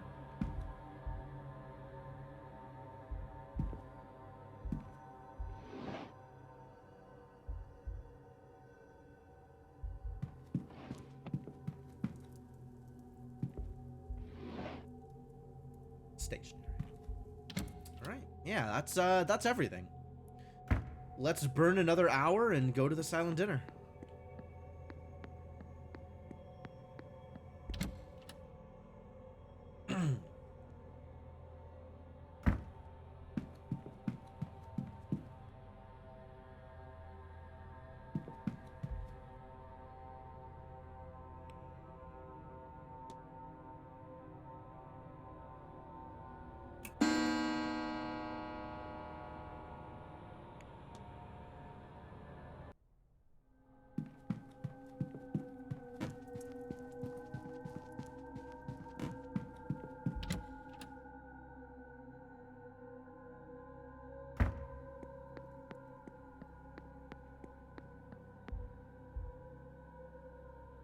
Mr. Ward, will you be joining the silent dinner?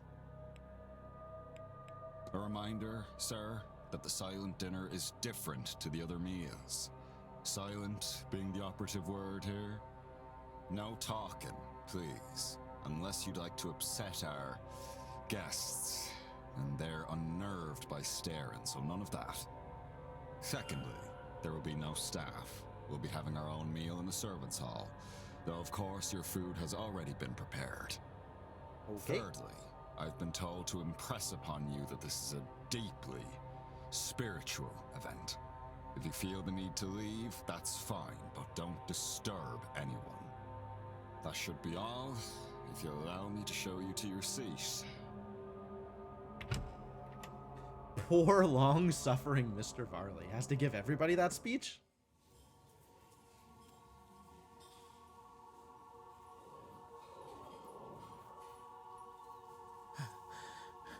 Ghosts? Good Lord save me. I cannot get used to this. Laura? She returned for this, despite being freed. Mrs. Lau's husband.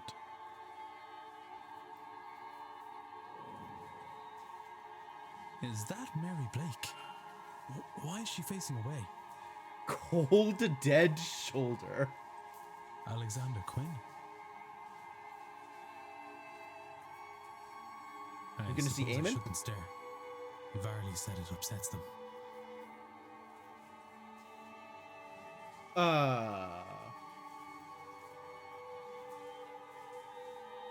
Wow, and this is just like a completely normal, like, oh yeah, we're having dinner with the ghosts at 8 p.m.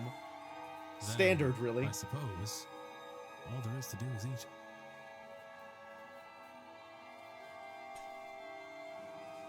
What is this? This is the key that Joyce told you she was going to smuggle to you. There is a key here. The note reads, Blake residence now. Mrs. Joyce, I assume. Perhaps it's a good time to investigate, since the Marquess and most of the guests appear to be here.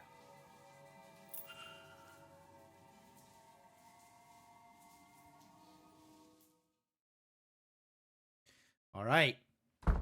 I did the thing correctly. Now it's time for plot. How do I get to the private residence? Here. The hell is Coventry doing off in this corner? What a weird little man.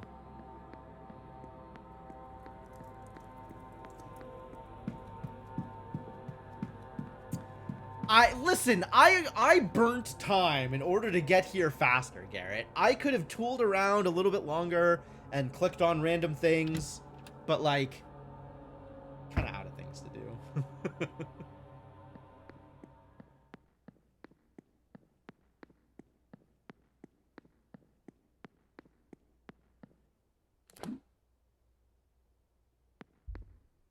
To the basement.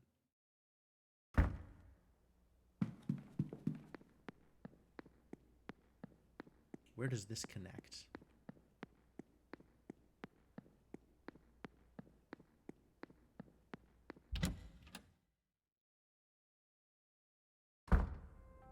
No time to waste. Need to get to the Blake's residence. The seance is in less than an hour. True! Okay, that connects to here. Alright. Yep.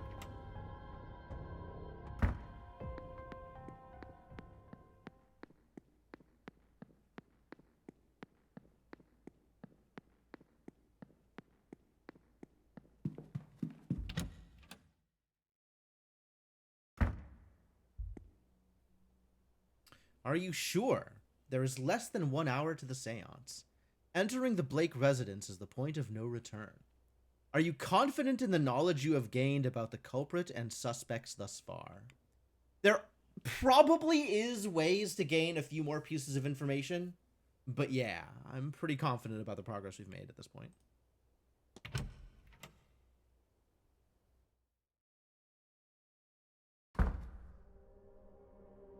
What is going on in here?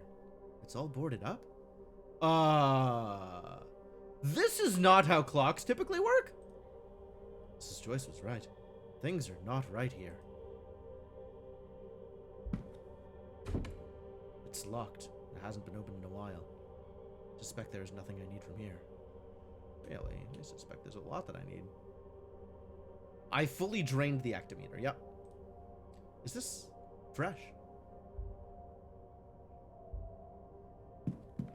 Well, as long as time isn't real, we're going to look at all of the paintings. A defaced family portrait.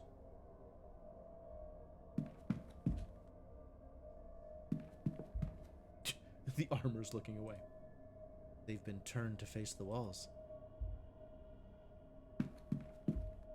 Debris. Drafts of invites for a handful of participants. Only O'Finn, Dean, and Montavani's names are here. Okay. So, O'Finn is interesting because he doesn't read English. He only knows Ogham. But some information here that Dean was explicitly invited, as well as Montavani being explicitly invited, which is for obvious reasons. But maybe Montavani is also part of... No, Montavani's Italian. She would not be part of a Milesian bloodline the same way that Dean or O'Finn would. Also turn to face the walls. These papers, the scrawlings in them are largely indecipherable. Many pages are ruined from liquid being spilt on them. Gather mystics. Séance will channel their life energy. Psychic jolt. When the veil is at its thinnest, open the portal. Wake the god from its sleep. Each letter S has been drawn over in red ink. The letter S? Oh boy.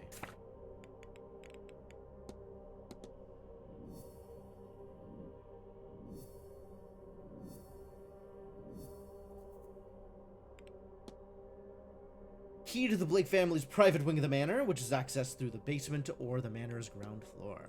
A fallen typewriter. See drafts of invites to a Dean, an O'Finn, and a Mantovani. The mad scrawlings on these paper largely indecipherable. Notes about seances, life energy, and channeling among them. The letter S has been scratched on the topmost page in red ink. Found highlighted in some scattered notes in the Blake residence. Yep.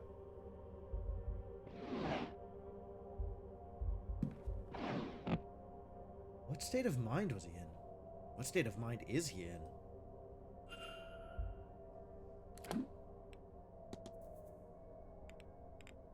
I guess the debris is a Blake thing?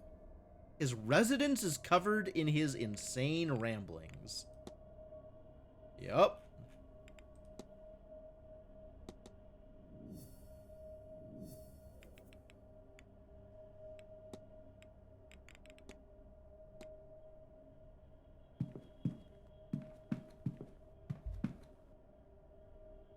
The statues have been blindfolded.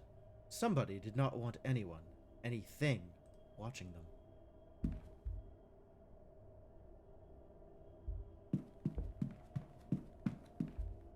Ah, so all the paintings have been defaced by scratching out their faces. Literally defaced. Okay. This must be to allow Walter Blake to move between floors.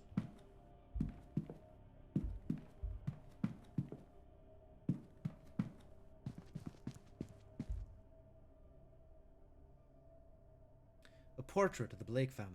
There's another one of these in the atrium, if I remember correctly. They look quite similar.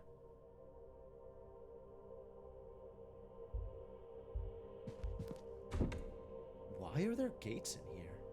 And why are they locked? A very good question. Wow.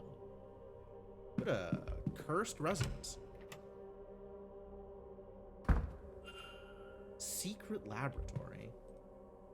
It looks to be a sort of lineage map. It starts with 3 names from long ago. Aber, Finn, Amergin, and Aramon. It works its way down then to modern times. At the bottom, many names are struck out, but 2 are circled. Evelyn Dean and Donald O'Finn. The 3rd lineage has been erased after the name Grain Ni Amergin. Who is the 3rd bloodline? Yeah, that's a real question. That is a thing that we should discover.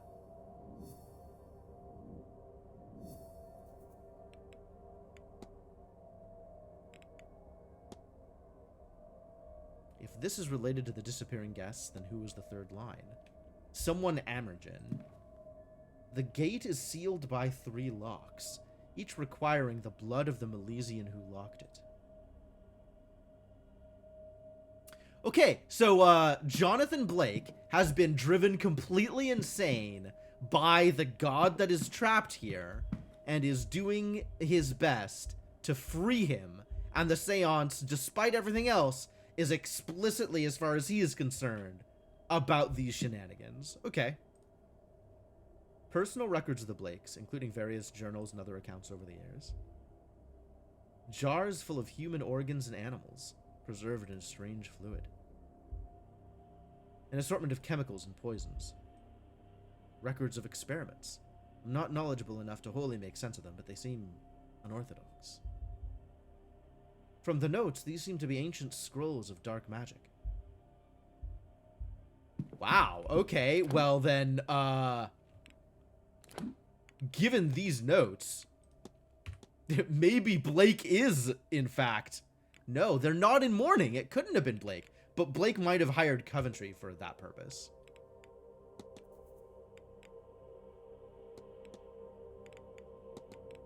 This has an exclamation mark. But when I go into it, there's nothing new in here.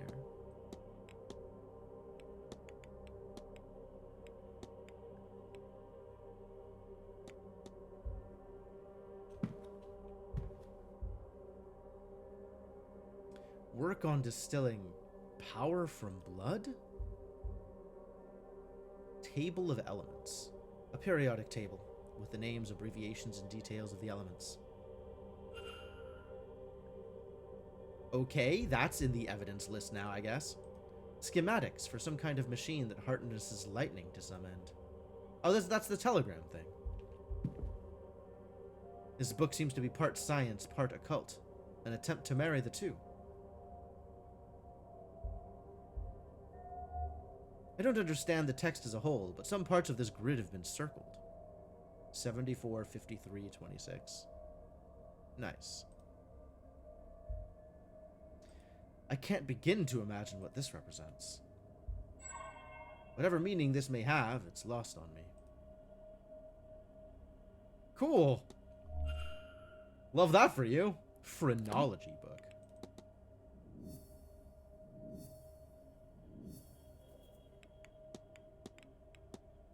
Oh, that connects to the periodic table.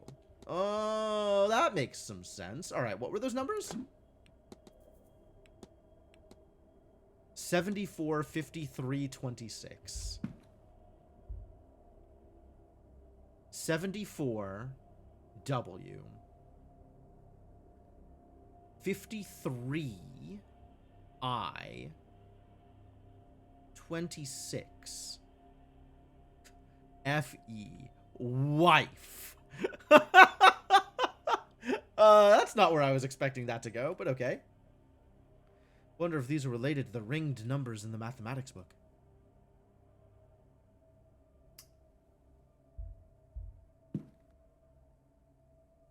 Research for various contraptions like the voltaic battery in the telegraph room.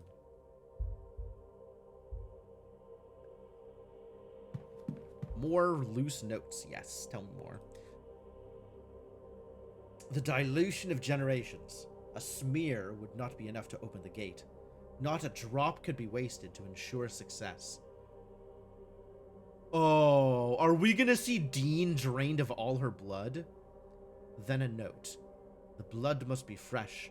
They cannot perish before the exsanguination. Oh boy.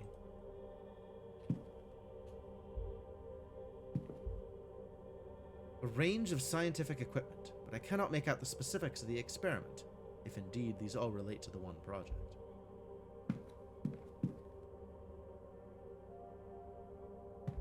Scrolls. Blueprints of the grounds. It seems he was looking for something hidden here. Financials, including land and other assets. Books written in many languages, none of which I can read.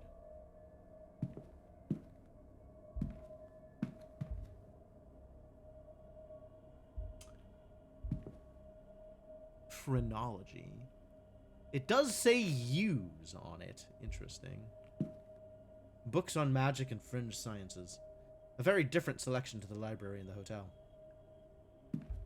Push up 3 after 9. Yep, that definitely seems like it's going to be related here. All right, I will use. There must be a code here, but which buttons and in what order? Well, it's W, and then I, and then FE.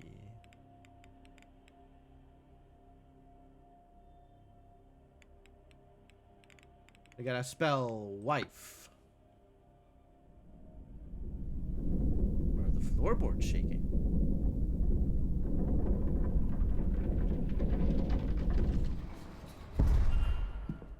Hidden door! And is this where Walter Blake is kept prisoner?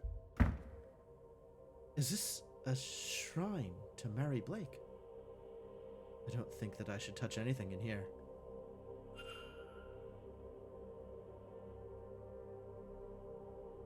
Okay, we will not touch anything in the shrine.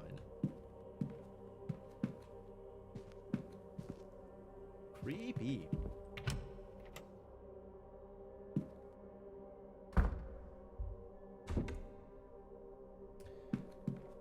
Why are the gates locked, honestly? It seems to map the Blake lineage back as far as Edward Blake, the man who built this place and planted his family here. It looks like one branch of the family has been erased. I cannot make out any names, but from this they would be cousins of the Marquess.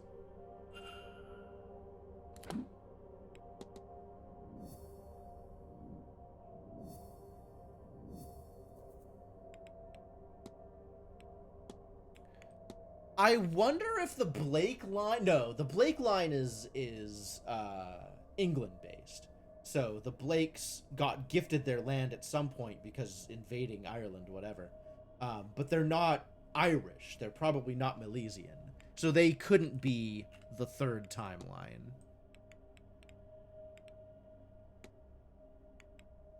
Presumably.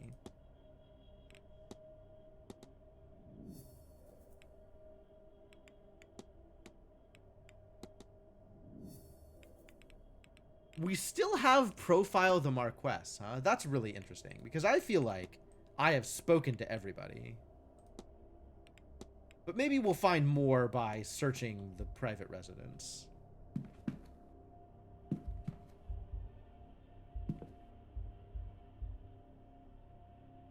An account stating that once he had taken the fort here, Edward Blake forced himself on the chieftain's daughter. Oh.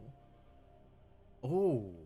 Okay. So maybe the Blakes are in some way related to that third Milesian lineage.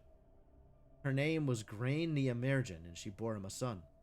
Thus was the Blake line carried on, intertwined with the people of this place. Oh my god, he's going to kill his son. So Walter is going to be the representative of that third bloodline, and they're all going to be killed, drained of blood, exsanguinated, in order to open the lock. There is no record of what happened to her after the birth. The letter P has been scrawled across the page with red ink. The letter P.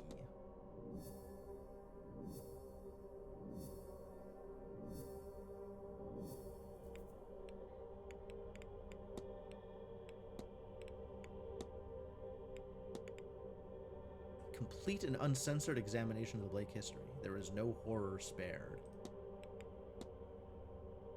Found evidence that suggests that the Marquess and Walter are not the last of their line after all. The Blake family are descended from the sorcerer rulers of the Milesians. Yep, there it goes. That's the third bloodline. Great, great, great. I love where this is going. Empty bedroom. Books on Irish mythology, magic, and the old ways. Sections on Tir na Nog have been circled. That's the land of eternal youth, the Irish afterlife.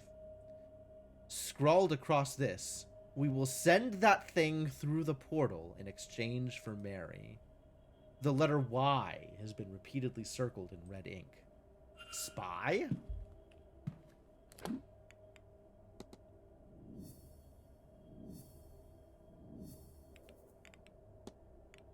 Why? Okay.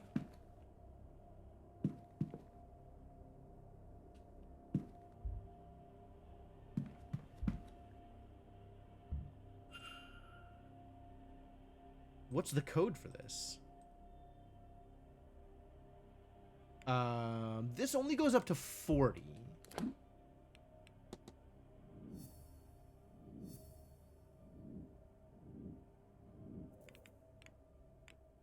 SPY?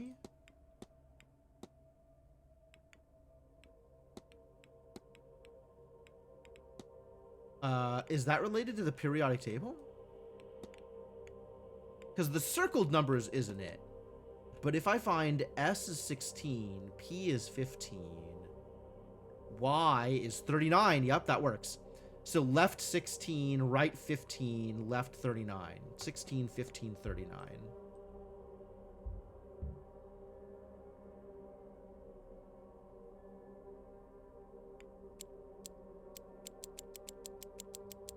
$16, 15,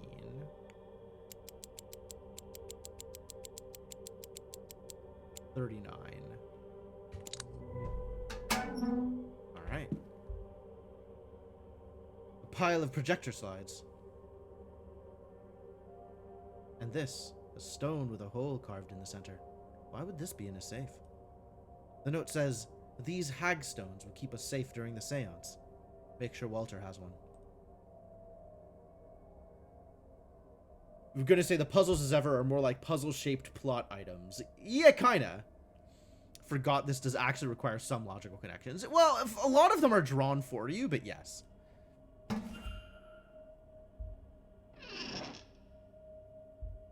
Okay.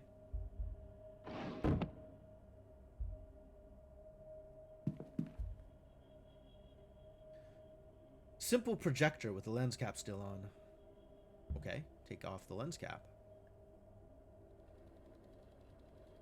Just light. Am I missing something?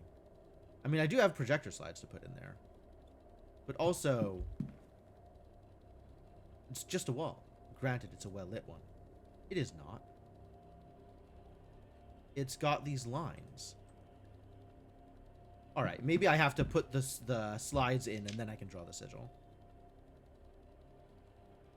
Stars? Is there a pattern hidden among the stars? I'll adjust the dials and see if a solution will make itself clear.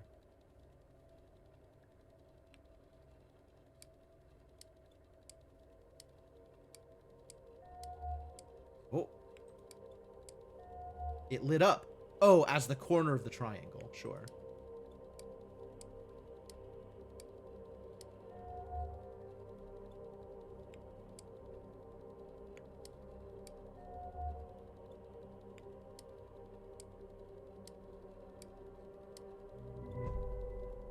I've seen this before.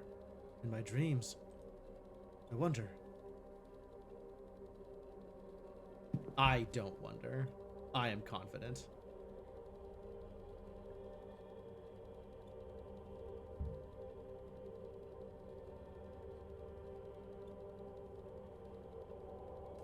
I don't have a shadow. That's true. Maybe I was a ghost this whole time.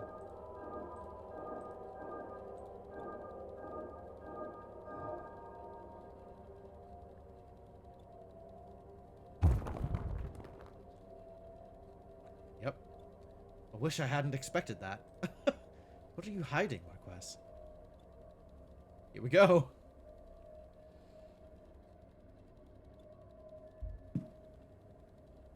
Seem to be in an empty closet.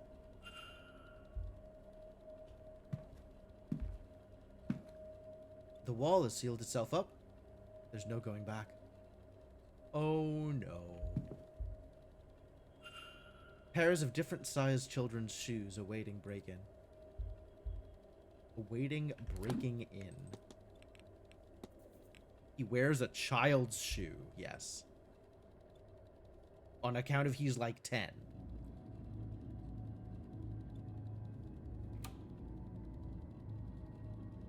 Somebody's coming. From where? Oh.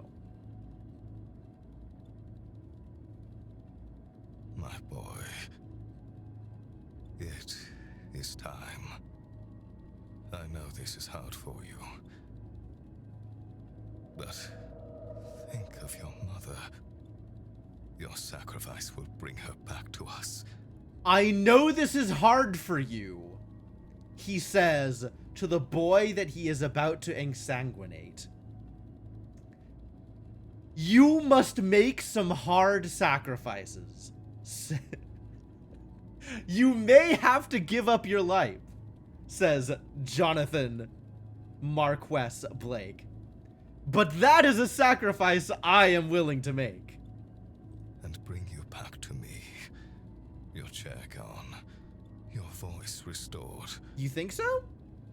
You think that'll happen? I don't think that'll happen. Why do you think that'll happen? You will not That's a be weird dead thing for to long. think. I promise. You will not be dead for long.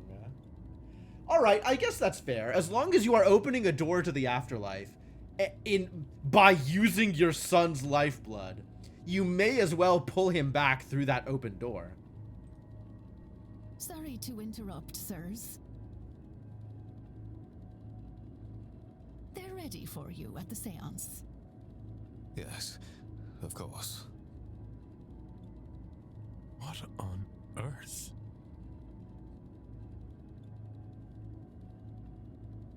That's an empty chair? Oh, young master, you look so smart. What? His mother would be so proud. Did he actually die in the carriage accident with his mom? She will be, yes. We had best get moving. Time, as they say, waits for no man.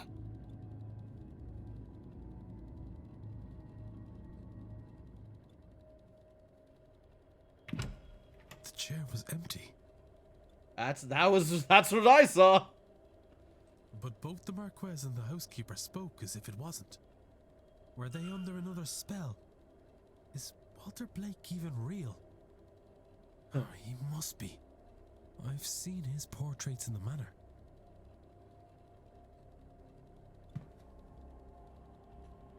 Was real at some point. A jack-in-the-box. Its springs are stiff with disuse. Toy soldier in mint condition. I don't think it's ever been played with.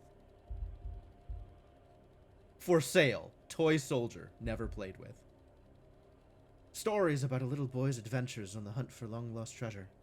There's no indication that it's ever been opened. A children's book about a little girl who lives with her grandfather in the mountains. The pages are stuck together like it's brand new. Okay. Pristine toys.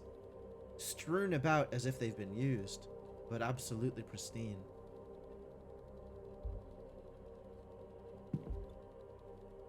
Spotless alphabet blocks arranged to spell the word God in a wheelbarrow that looks as good as new. A little dog on wheels. No phrase in its leash. No paint off its wheels. These meals are untouched and cold, but they're fresh, prepared earlier today. A painting of Mary Blake.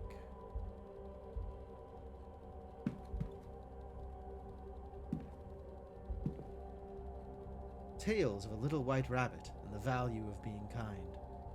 I can't imagine it's ever been read. A collection of short stories for small children, each imparting a biblical lesson.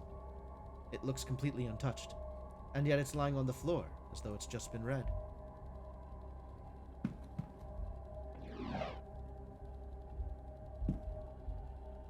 A stuffed bear that looks as though it's never had the joy of being held. Wow, they keep on hammering this point, don't they? A rocking horse. It's polished, it isn't even scratched. Well, alright, that paints yet another picture.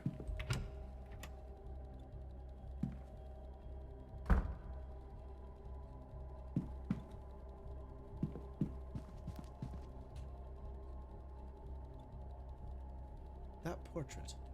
I wonder.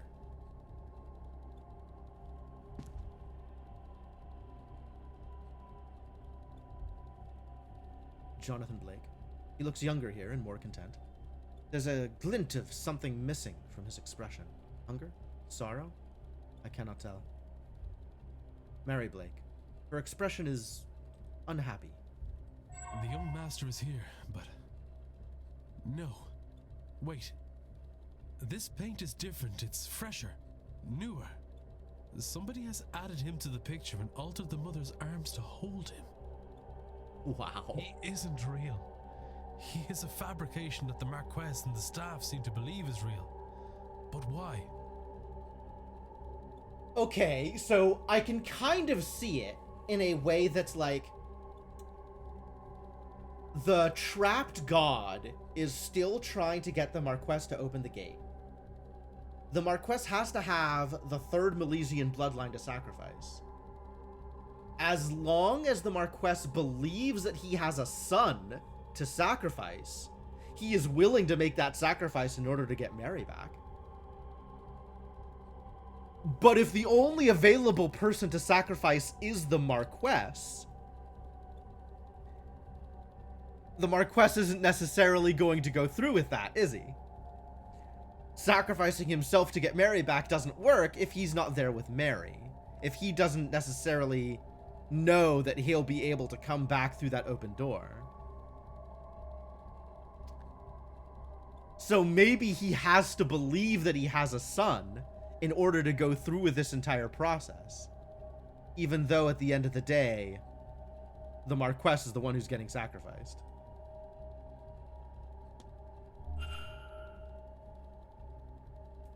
Well, let's do a hypothesis, shall we?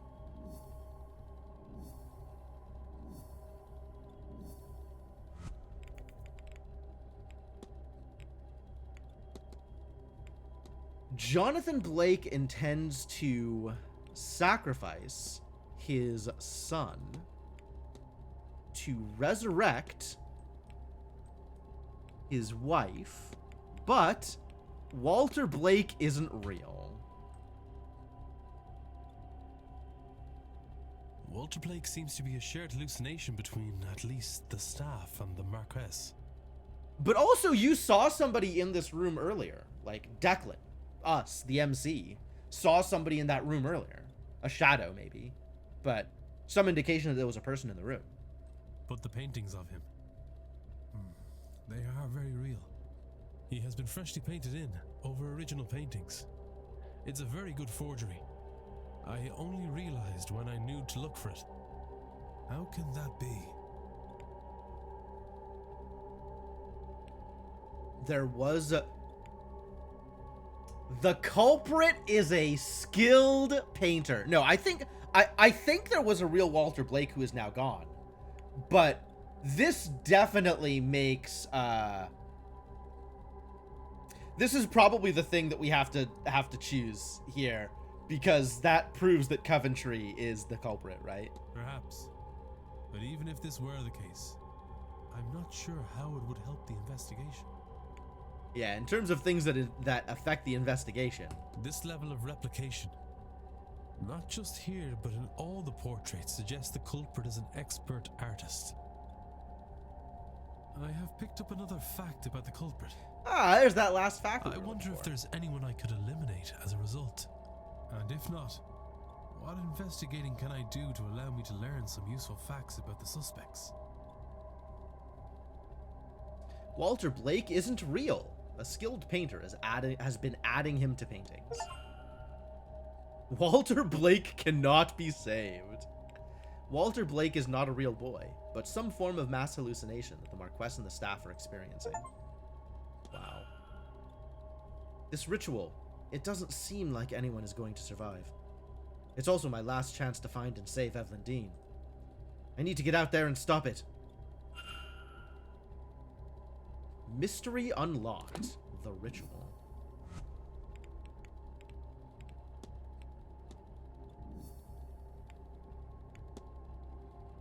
The seance is the beginning of a larger ritual that endangers everyone. Can I get out there and stop it before it's too late?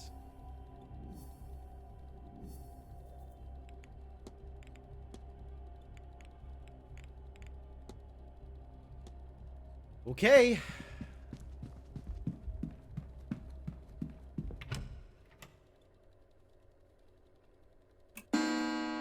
Yep. Exactly time. To the hedge maze!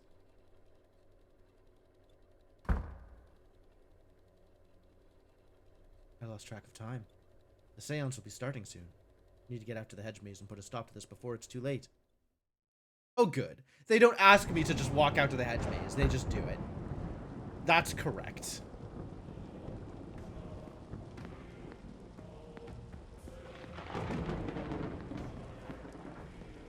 And this door still doesn't open, presumably? Leads, perhaps, to the Blake private residence.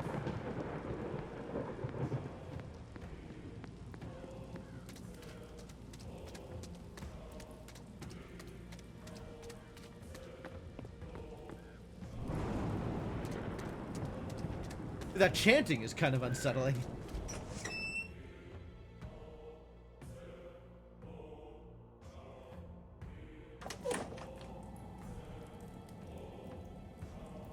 The circle is sealed.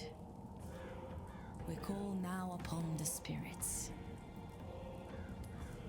Looks like they've begun.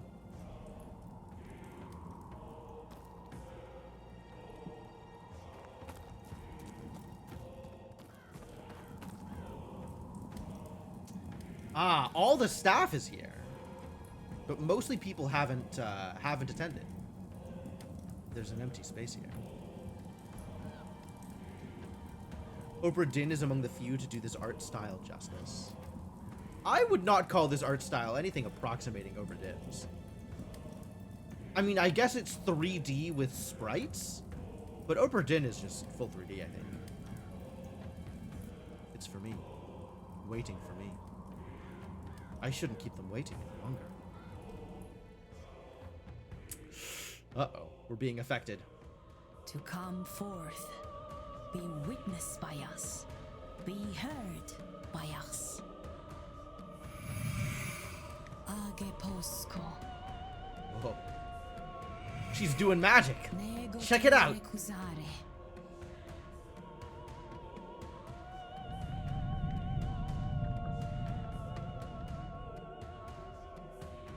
Good lord.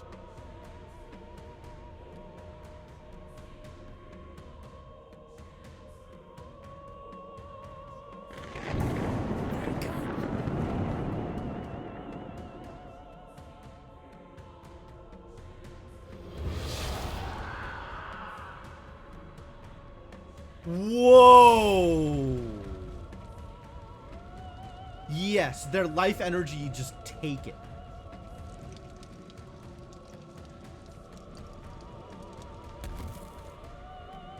Okay, protected by the amulet. And we saw that Dara protected Ivy and Miss Lau. But the bunch of staff definitely just died. I'm alive. I'm okay. But Carmela, she's... The others, I don't know. Apprehend the suspect.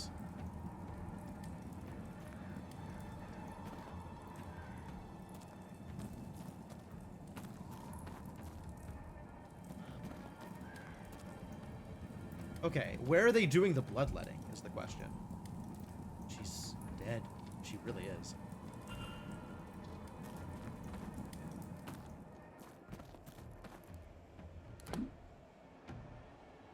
None of this is interactable.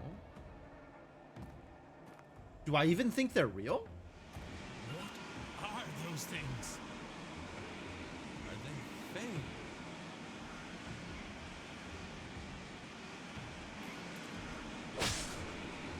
Ah!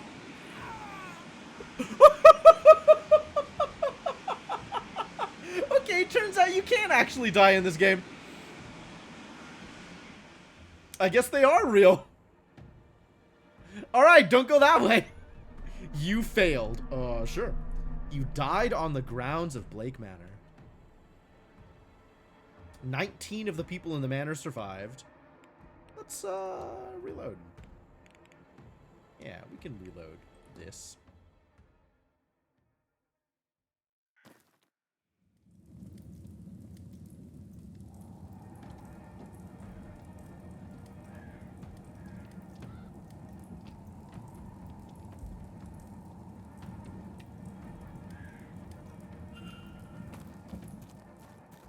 Alright, let's, Alright, now we have Faye in our notes.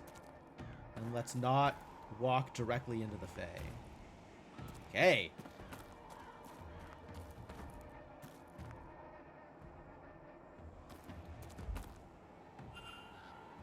The magic doorway, sure. The energy goes this way.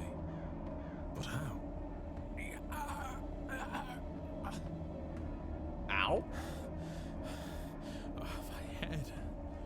Speak your name to enter.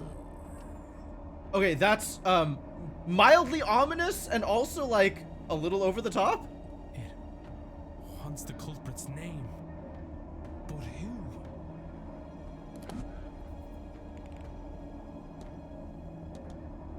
Yes.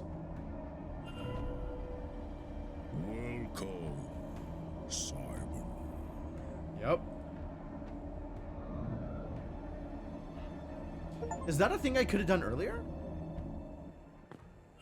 This achievement is J'accuse. Great.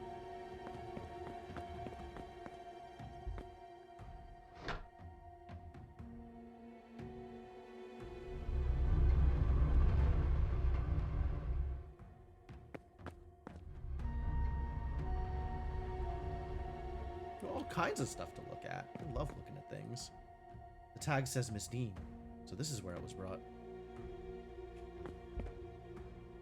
Here lies Norman Blake, died in Church Cave-In, 1805-1836. Where it says, buried as he lived, alone, is scratched over frantically.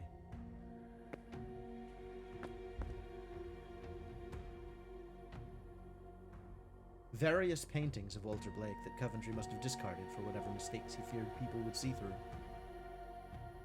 The reference photograph has Henry Blake, 1840, written on the back.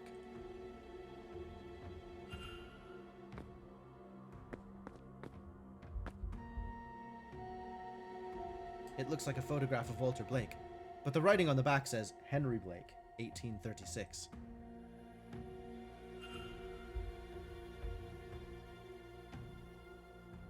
A collection of papers, a birth certificate, and a journal.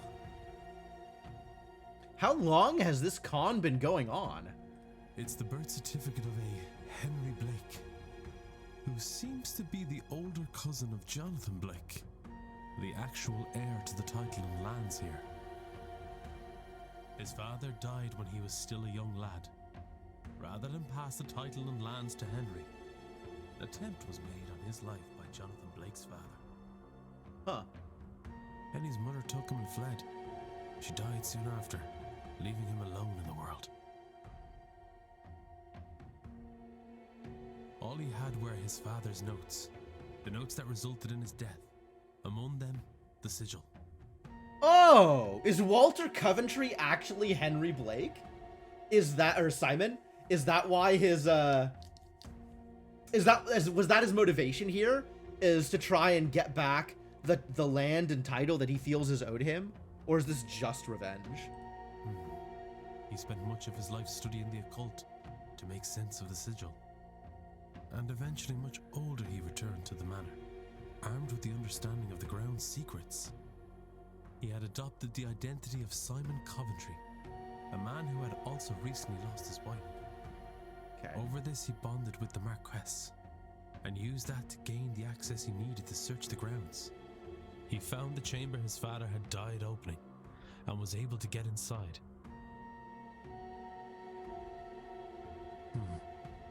That is where he discovered Guivenu, locked in a deep sleep. The god's dreams already colored by the events happening around him. Coventry took advantage of this through prayer and something he calls his Shrine of Images. And Guivnu's dreams reshaped the minds of everyone around him into thinking there was a Walter Blake who's been crippled in the accident that killed his mother. Alright. Because to unlock the gate he needs Blake blood. It says here they are the last of the third Milesian bloodline. Interesting. Okay, so this still doesn't quite line up with my impression of the now believed to be Henry Blake with his motivations, right? Like, if Guivenu wants to get free, this all makes sense. But why would Henry Blake want to free him? Unless Henry Blake showed up with other things in mind, made it into here, and then got taken over by Guivenu the same way that everybody else has been. The Marquess will kill himself, thinking he both kills and frees his son. The god's dream can't force anyone to act outside of their interest. He couldn't be made to kill himself, but he could be tricked into doing it for the right reason. Then with Blake gone and the god freed, Coventry will ask for his reward. There we go. To have his youth returned. Okay. That's what he's looking for. Sure. He will then take his place as the heir in the form of Walter Blake, the son with paintings, documents, and mesmerized staff to vouch for him as the next in line to the title.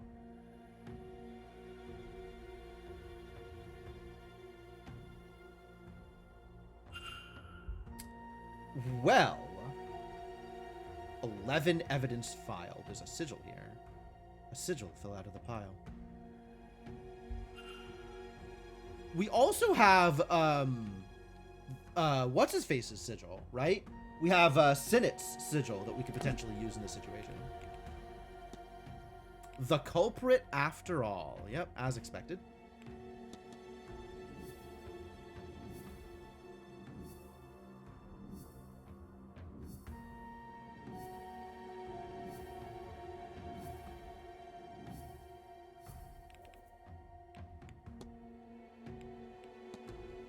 Simon's goal is to free Gwibnu.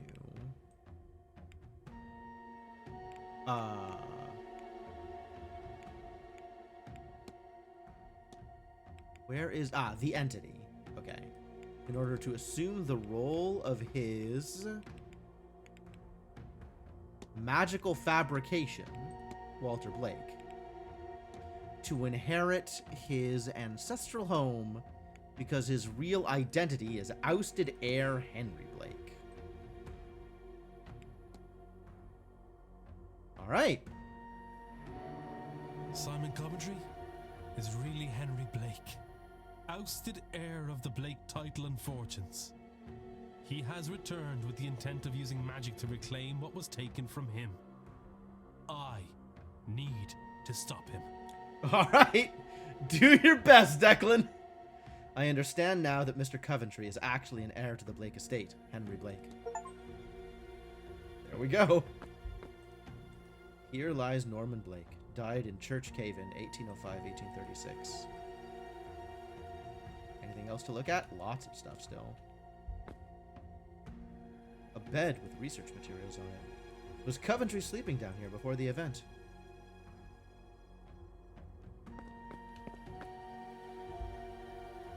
Notes on the ritual I found under Miss Dean's bed. Mr. O'Finn's, too. Some rough notes. O'Finn recognized me. After all these years, he was only a child when I visited his camp seeking their wisdom. Even my own flesh and blood didn't know me. In hindsight, I was probably memorable enough. A wealthy outsider coming to ask of their god. I shouldn't have panicked and attacked him, though. That was risky. Ugh, but what if he outed me? Thankfully, I played in those catacombs as a lad and knew all their secrets. My back is in agony today for it. I've taken most of a bottle to ease the pain. By tonight, back troubles will be a future problem. This time, I will care better for my joints. Laudanum, sure. Alright. And this leads into the church? Or 3. Start here and here.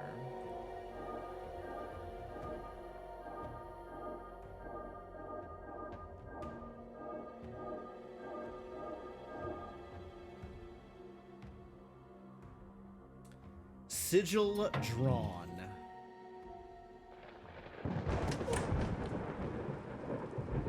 Ah, one of the locked mausoleum doors. Okay. What is with the fisheye effect, though?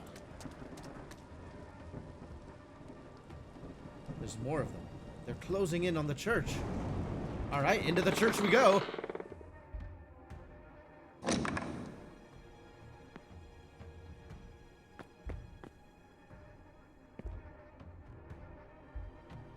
The Reverend. He's been murdered. Oh, that's awful.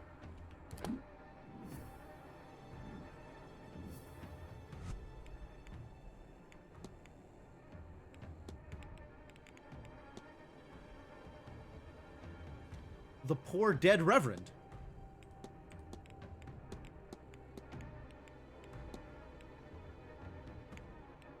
Where is the dead Reverend, actually?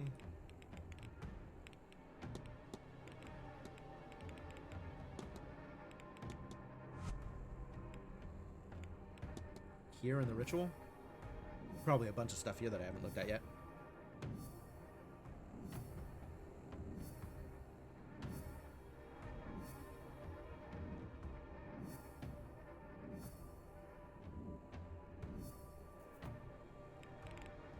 Nope.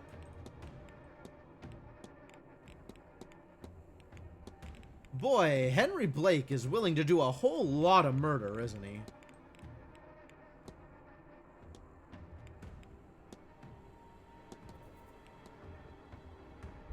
Alright, well. Here we go. The Fae are inside the church. There's nowhere left to go. Alright, keep on running.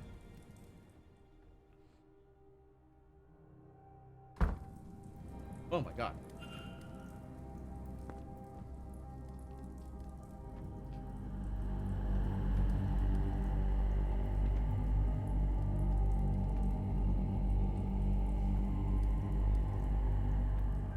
Coventry. Henry Blake. He's praying to the entity. The smithing god, Wibnu.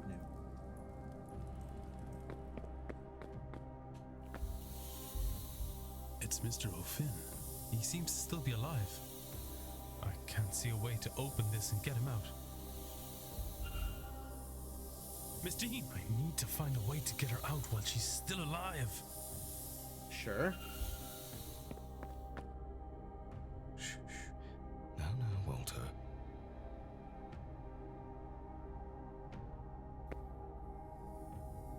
No tears now. Not long to go. Mummy will be home soon. Thanks to you. A big, brave boy. This will only hurt a moment. Then Daddy will talk with the floating man and bring you and her back.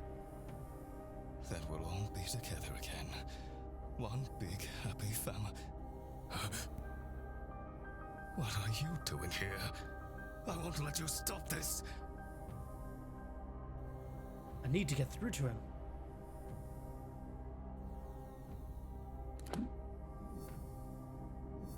Oh boy. We've got a think to do. Alright. You cannot... What are my options? Save, I guess? You cannot save your family. You've been tricked by Henry Blake so he can take over your ancestral home. Yep.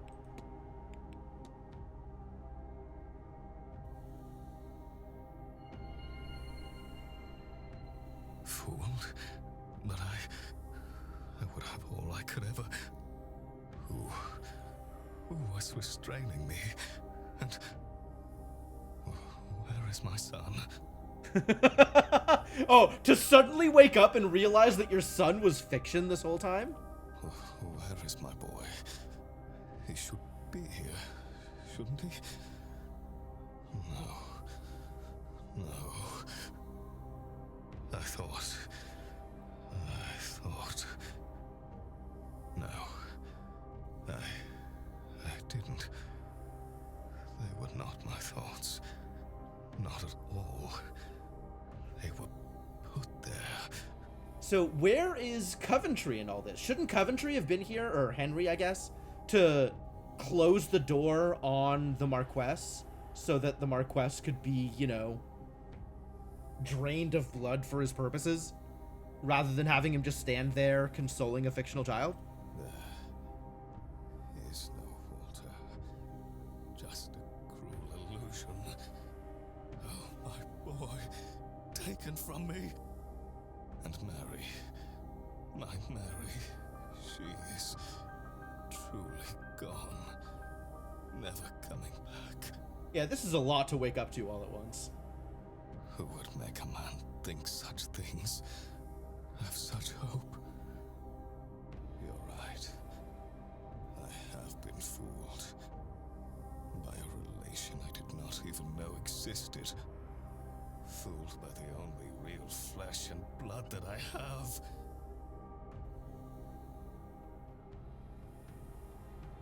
Ooh, alright. Jonathan's gonna handle this for me.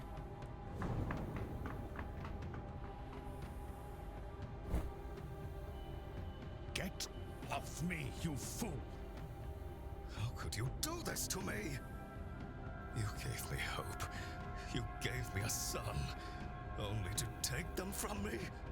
Have to assume you have some kind of divine power to be able to consistently dispel all this magic with a single assertion. Yeah, something about, like, Declan Ward specifically. Maybe Eamon is fighting for me.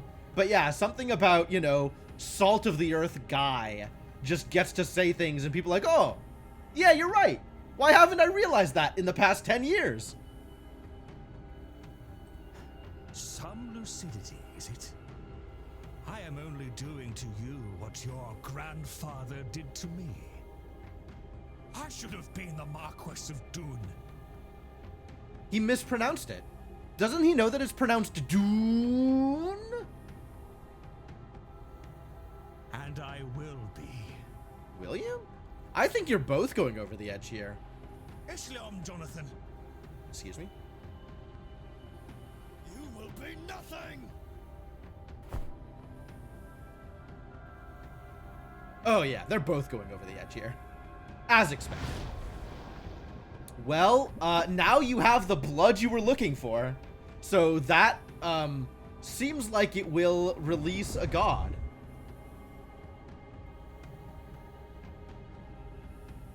The Marquess could not be saved. Yeah, alright, that checks out.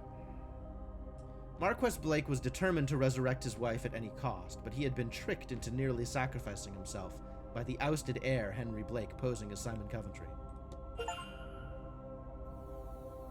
Stop Coventry's ritual. Okay. Standing stone? Oh, the standing stones. These look much older than the vats. Perhaps they're the original locks that the Milesians used to seal the gates. We've got 2 blood. Oh, but the 3rd blood is just in there.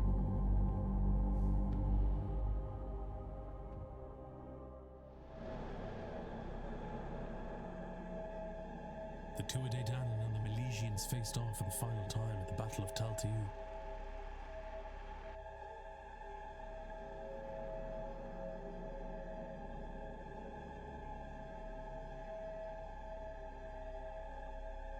After much death, a truce was called. They agreed to halve the land between them.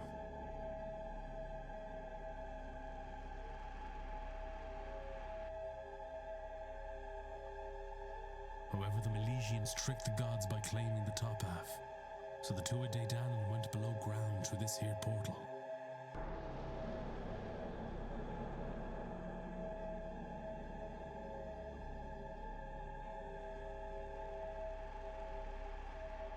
We even stayed behind to build a lock for the portal that could only be opened again by him and the 3 Milesian leaders, using their blood. Why would Gweebnu agree to that? That seems like a silly thing for Gweebnu to agree to.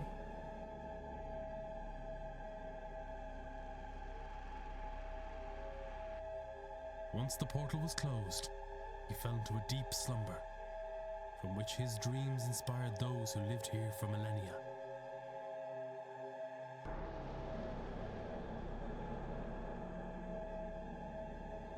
Until war came to the land once again.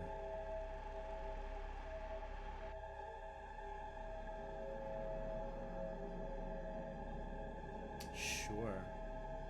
And these would be the Oliver Blakes, huh? Cromwell Oh yeah, and his Cromwell. forces arrived, led in this region by Edward Blake.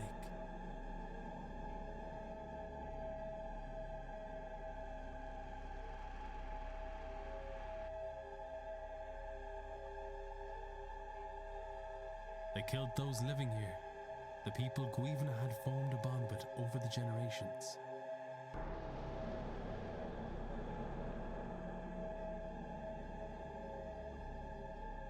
Okay. Their blood seeped into this chamber and tainted his dreams. He felt alone and scared. He feels alone and scared still. And how do you know this, Declan? Declan maybe has some magical powers. I think Declan is not the, not the magical null that he seemed to be at first.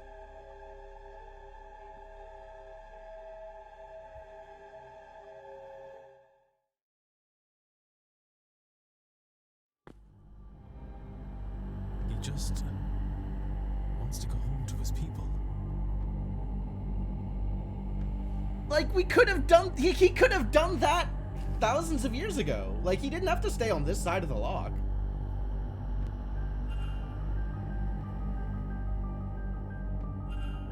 These dials, they seem to be a kind of control panel. I should be able to arrange them in such a way to allow me to perform a sigil here. But what sigil?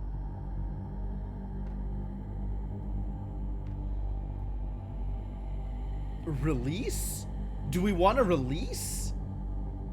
Ooh, release is the one we got from Sinnit, right? So that's probably it.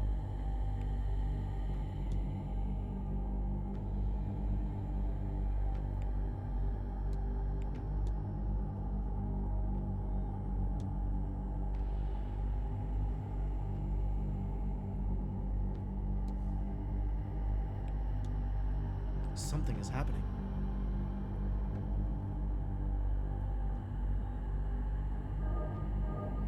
Where am I ending? At the bottom.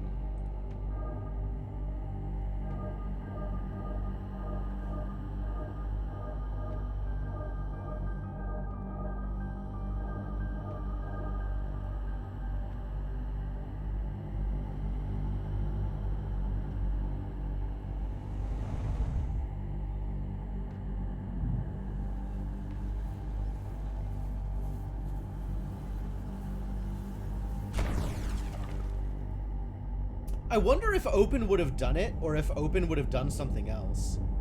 Close is almost assuredly a bad end. Open probably brings the Fae into this world. Whereas close, like, closes the portal and leaves Grievnu trapped on this side. Is my guess. So, two different kinds of bad ends? Oh, it's exploding in green magic. That's the worst kind.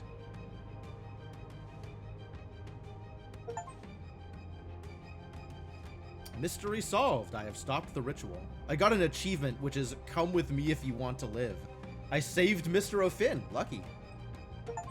The game made me an autosave? Oh, I'm sure that's true. Yeah, we can go back and try it. So... Ah, Miss Dean has a voice. This is where the man who saved my life spends his time. You'll join me. Yes. I think at the very least, I owe you a drink. I think a drink is... If I were in Ward's shoes here, I think a drink would be the most I would accept from her, Freed honestly. from the Vase's curse, Miss Hisham became obsessed with seeking out other cursed items hidden across the globe. Oh, cool. Do we get, like, a full epilogue for everybody that we saved?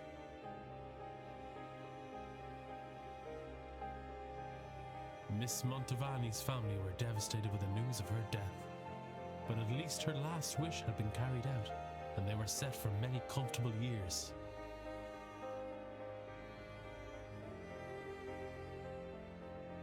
Mr. O'Mara's angel led him deep into the unknown parts of the world. I never learned in search of what. Huh.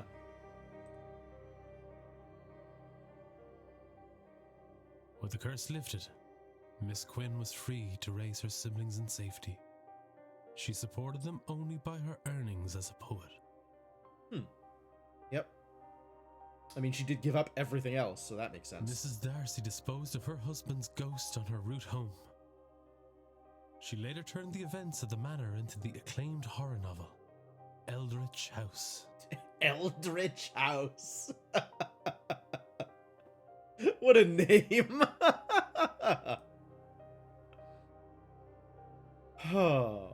Mr. Hunter left the manor and spent his remaining years breeding champion horses for the MacLeod family.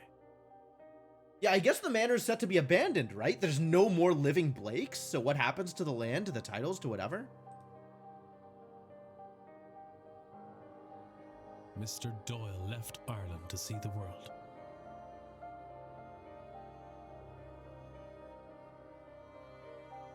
Free from his obligation, Mr. Dupre returned to New Orleans. With a newly opened mind, Mrs. Joyce accompanied him to the New World. Oh, that is a fascinating connection. I guess being into, like, both of them are essentially followers of the same god, if different aspects of that god, so that kind of makes sense. Mr. Toussaint shared his account of the Séance with his societal fellows, after which it was agreed he should spearhead a new department of supernatural investigations. Oh, come on. He did nothing. I did all of the work there. He also published a paper, thoroughly correcting every element that Mrs. Darcy had embellished in her novel.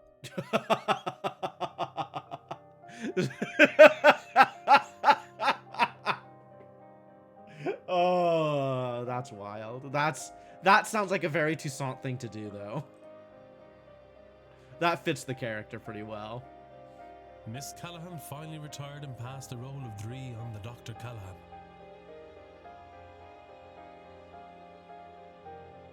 Yep. Mrs. Erickson destroyed all remnants of her magical persona and started a new life away from all things supernatural. Really? She just gave up?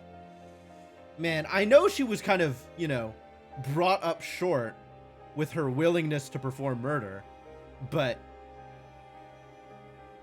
I wouldn't have expected her to just give up as a result. With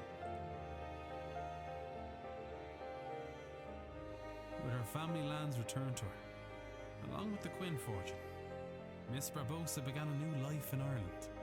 Yeah. It's a pretty decent start, huh? Mrs. Lau and Miss MacLeod retired to a cottage outside London. They never attended another mystical event. For the best. Good. I'm glad they're happy. Mr. O'Finn went deep into the forest and was never seen again. He was doing his own thing. That's fine. Miss Murphy continued the studies she began under Miss Dean and used that power to create a better life for herself. With Miss Callahan's help, she was able to reunite with her daughter. Nice.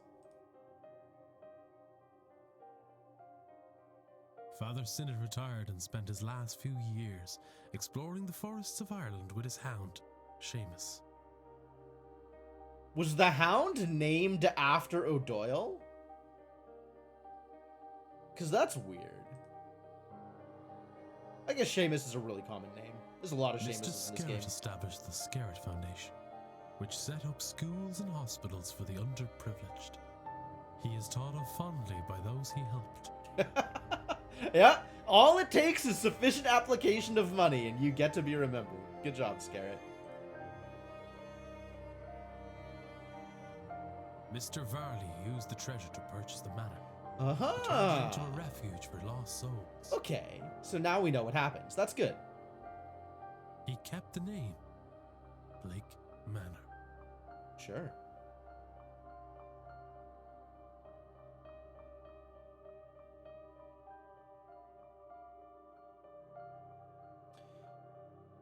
Detective Ward saved 21 out of 21 people. Not Mantovani, though. Mantovani did not get saved. 37 out of 37 mysteries solved. Booyah. Feel good about that.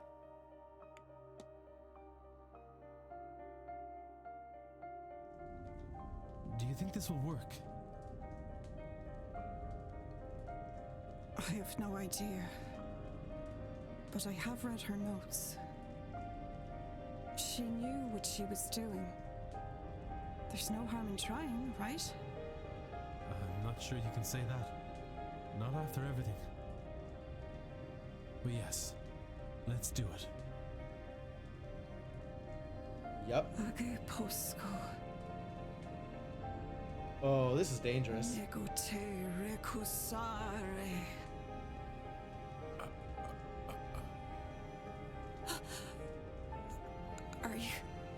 Are you there?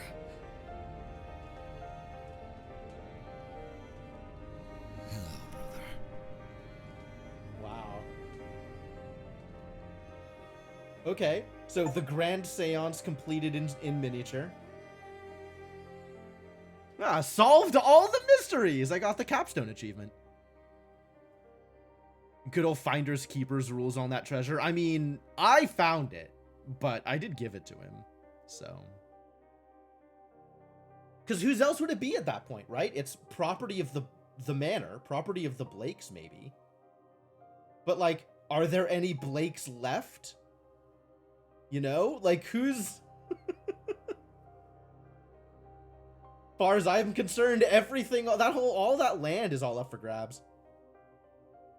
I think that last Séance scene might have been a 100% thing. It did show up concurrently with the achievement marking that I had done all the things, so I'd believe that.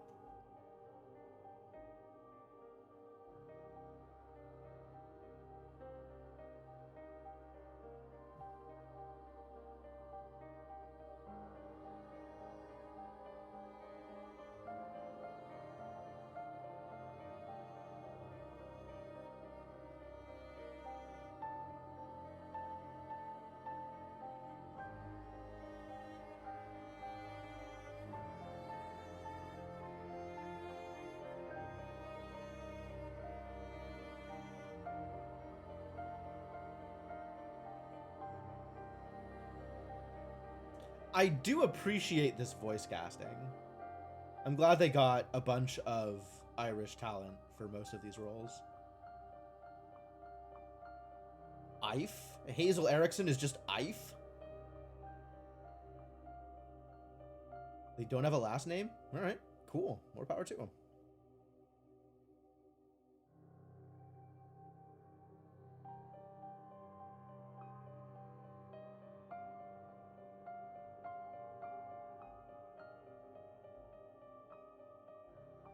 What did I think of the game? It was a lot of fun. It was a lot to play through. I think there were a couple of points where I felt like a little bit stumped. One thing I needed to look up, but that was just because I missed a detail. Like, I literally missed clicking on a thing that I needed to have clicked on. You just played it like 2 weeks ago? Cool. Yeah, but overall, I really enjoyed it, and I felt good about kind of the story that they were presenting, and kind of the twists and turns. I mean, Walter not being real was definitely a twist that I did not expect. That one kind of came out of left field for me.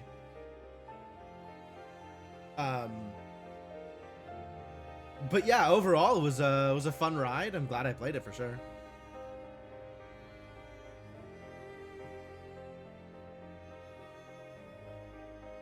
Yeah, definitely an enjoyable game.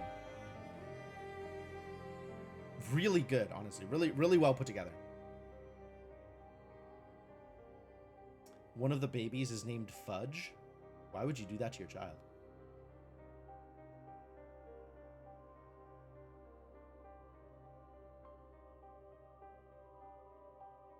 And I do really appreciate, like, all of the Irish and Gaelic lore and stuff, like the way all that was put together in a way that feels kind of real. Like, that's pretty cool. You like when a mystery game keeps a twist in reserve and it's not too out of character for the rest of the game. Yeah, that's fair. That's totally fair. All right, I guess I can go get some bad ends, right? Just to see what that looks like. It's not like I am pressed for time right now.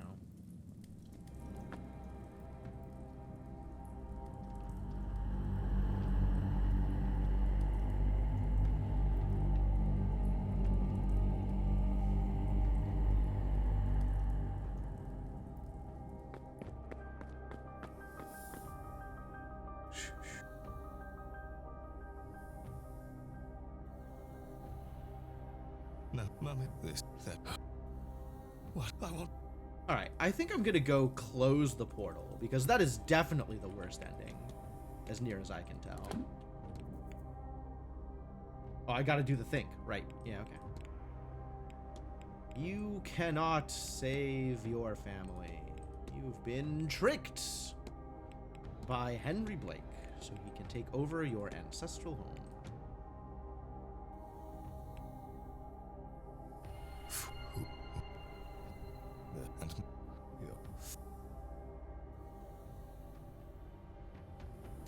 And once again, Declan Ward uses his magical power of forcing people to actually think about the words he is saying. Yeah, this is a lot of cutscenes to sit through, for sure. And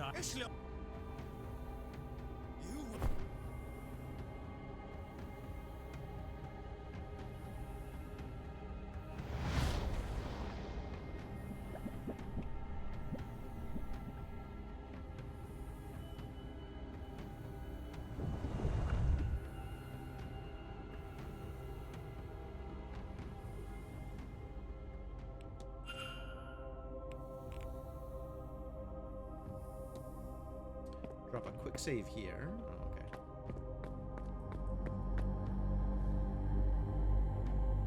So here it shows that sigil. Which sigil is that? If I hadn't actually done any of the research, I would have exactly one sigil to work with. He just... Which is probably lock? A pillar with a sigil carved into it. But what is it for? A broken pillar. Had a sigil, does not anymore.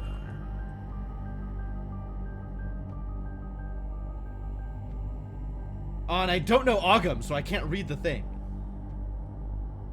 Alright. I guess I'll do the sigil that's here, since that is kind of the worst end. Or presumably.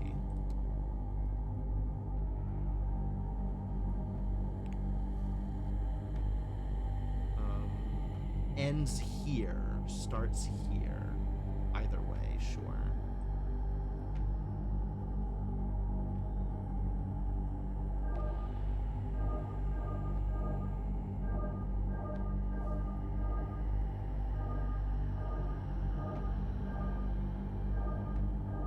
Fascinating.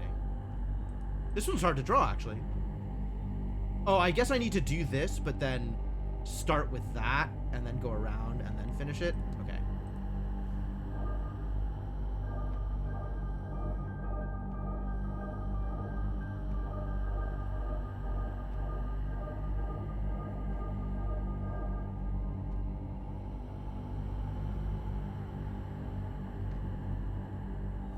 This is open? Open seems like a bad choice.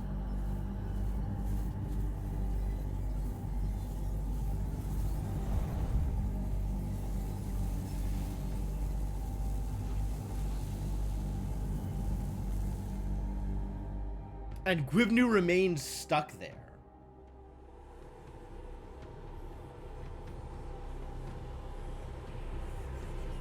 Ooh, okay.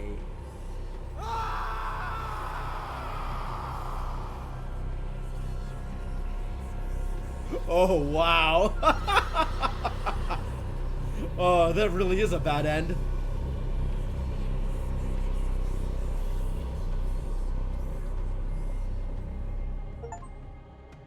That's wild.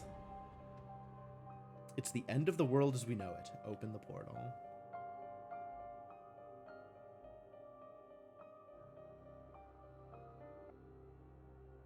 All right. Yeah, you get the bad cutscene, and then that's it. All right, try again.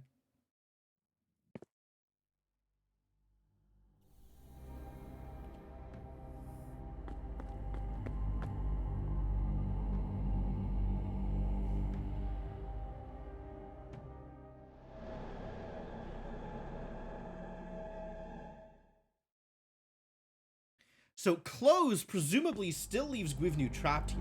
He just...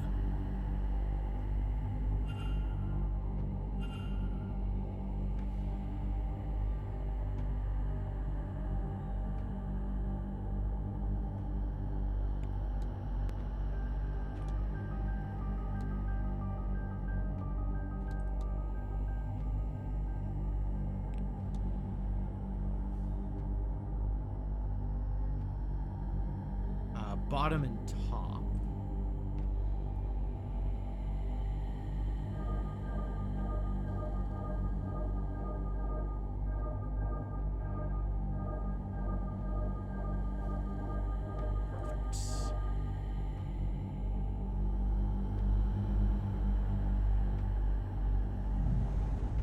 Perfect.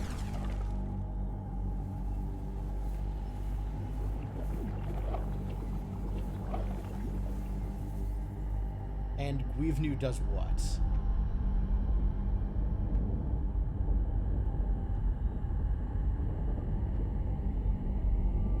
Brings the whole place down.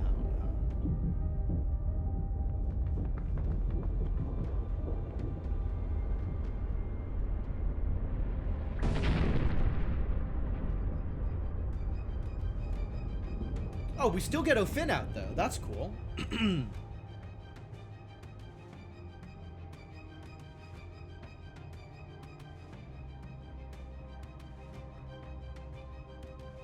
I have stopped the ritual.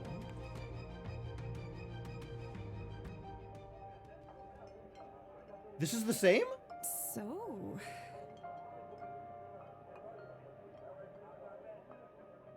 This is where the man who's...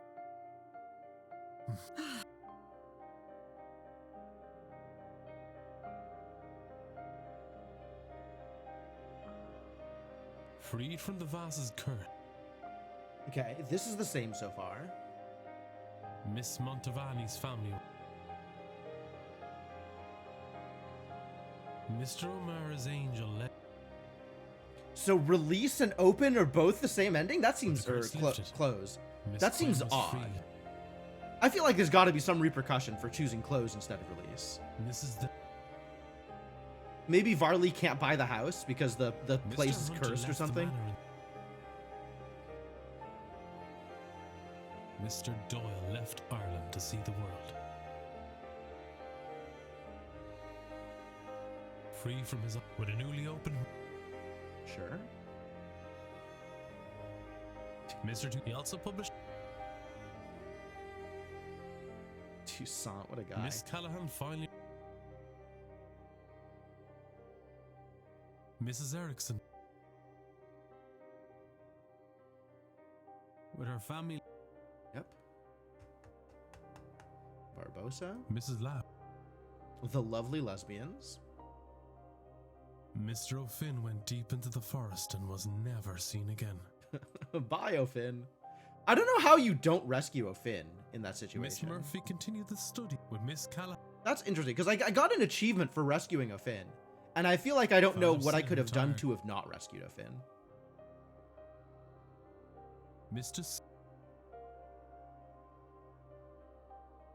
Mr. Varley used the treasure to purchase the manor. He turned it into a refuge for lost souls. Okay, so this remains unchanged also. He kept the name Blake Manor.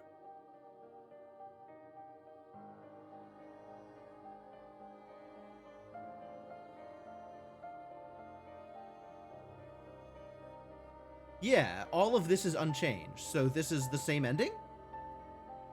It would seem? Do you think this will work? I have no... She knew there's no harm in... Oh, maybe this doesn't work out the right way. Okay, Nick. No, this is the same. Hello, brother.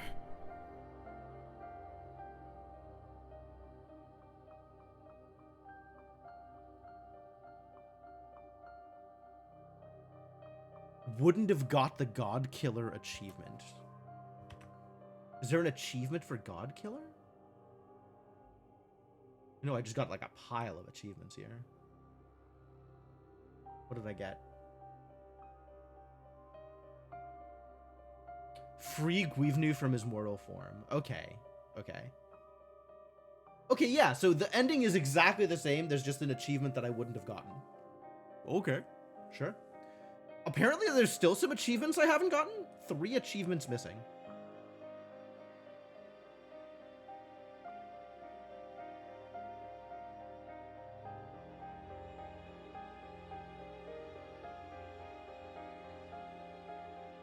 Stop the ritual without saving Miss Dean is apparently a possibility. Ring the lobby bell 10 times. Okay, great. And attend all of the talks. Yeah, there was a talk I missed earlier on in the day. In day 1. How? How do you stop the ritual without saving Miss Dean? Like, literally how? Is that by just, like, not looking at her thing? Maybe? I don't know under what circumstances I could have gotten that far and then not saved both O'Finn and Miss Dean.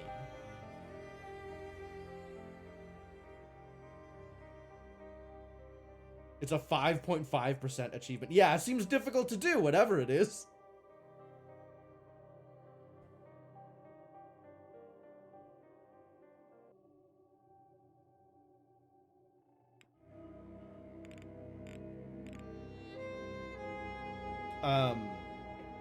But yeah, I guess that's it. I guess that's everything. Well, as everything as I care to do.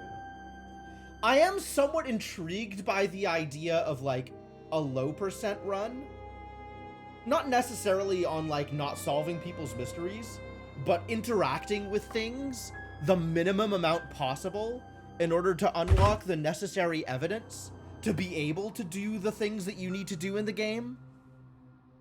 I'm curious what the speedrun for this game looks like, is what I'm saying. Because it really seems like there's specific interactions that unlock specific pieces of evidence, and once you have enough of the evidence to form the hypothesis it's looking for, it lets you form a hypothesis. And until you have exactly the right pieces of evidence, it doesn't let you, right? So I'm kind of intrigued by the idea of the routing it would take to talk specifically about the exact correct number of subjects or whatever to unlock the exact correct pieces of evidence within each of the mysteries to form the necessary hypotheses. 2 any% runs on speedrun.com. What kind of times do they have? Hold on.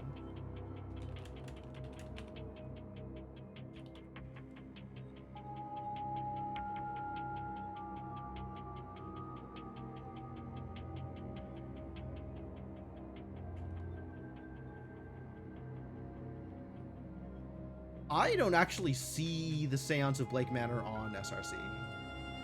Why don't I see it? Am I missing the E? But if I just search for Blake Manor, there it is. Yeah, 25 minutes, 28 minutes. That makes sense. That makes a lot of sense. I would believe those times. Those times seem very real. And is an interesting comparison to my, like, 20 hours of playtime. 30 hours of playtime in this game. It just shows how little of the game needs to be interacted with in order to get to that point. Oh, I'm definitely gonna watch those. Well, cool. This was quite the experience, honestly. I had a good time with this game. I think I am feeling tired enough that I feel better about calling it for the night here than trying to do something else to fill in the last hour and a half. So I think we're gonna do that. But thank y'all for coming. Thanks for being here. This was a lot of fun. The next evening game is going to be In Other Waters, which is also a Glittermancer gift. I don't exactly know what that game is about, but I know that it looks pretty, which, I mean, that checks out for being a Glittermancer gift. The Steam page blurb says that you are an artificial intelligence guiding a stranded xenobiologist through a beautiful and mysterious alien ocean. Which, sure. That sounds pretty neat, actually. Yeah, just wrapping up Shadowed Mage. I got most of the achievements. There were some esoteric ones I didn't get, and also I didn't click the bell enough times. But I got 21 to 21, and I got 37 to 37, so I feel pretty good about what I've done. I don't really feel the need to jump back into it and try and do anything else. So, yeah, had a good time. Game went really well. I really appreciated kind of the wrap up at the end. There was a point at which I was fairly confident that I had done everything I needed to, but there was still a bunch of time, and I kind of killed a little bit of time going around and chatting with people. But I could easily have just killed like the last 2.5 hours in game by just going to the hourglass. And I guess I shouldn't be too surprised that it fills in kind of in that amount of time. That I didn't need, you know, exactly all the way up to the silent dinner in order to make it. But yeah, it was a decent amount of buffer time for what I needed to get done, so that's good. But yeah, so it was a good time. But yeah, I am calling stream for the night since the one soda was not enough to keep me going, I think. So yeah, gonna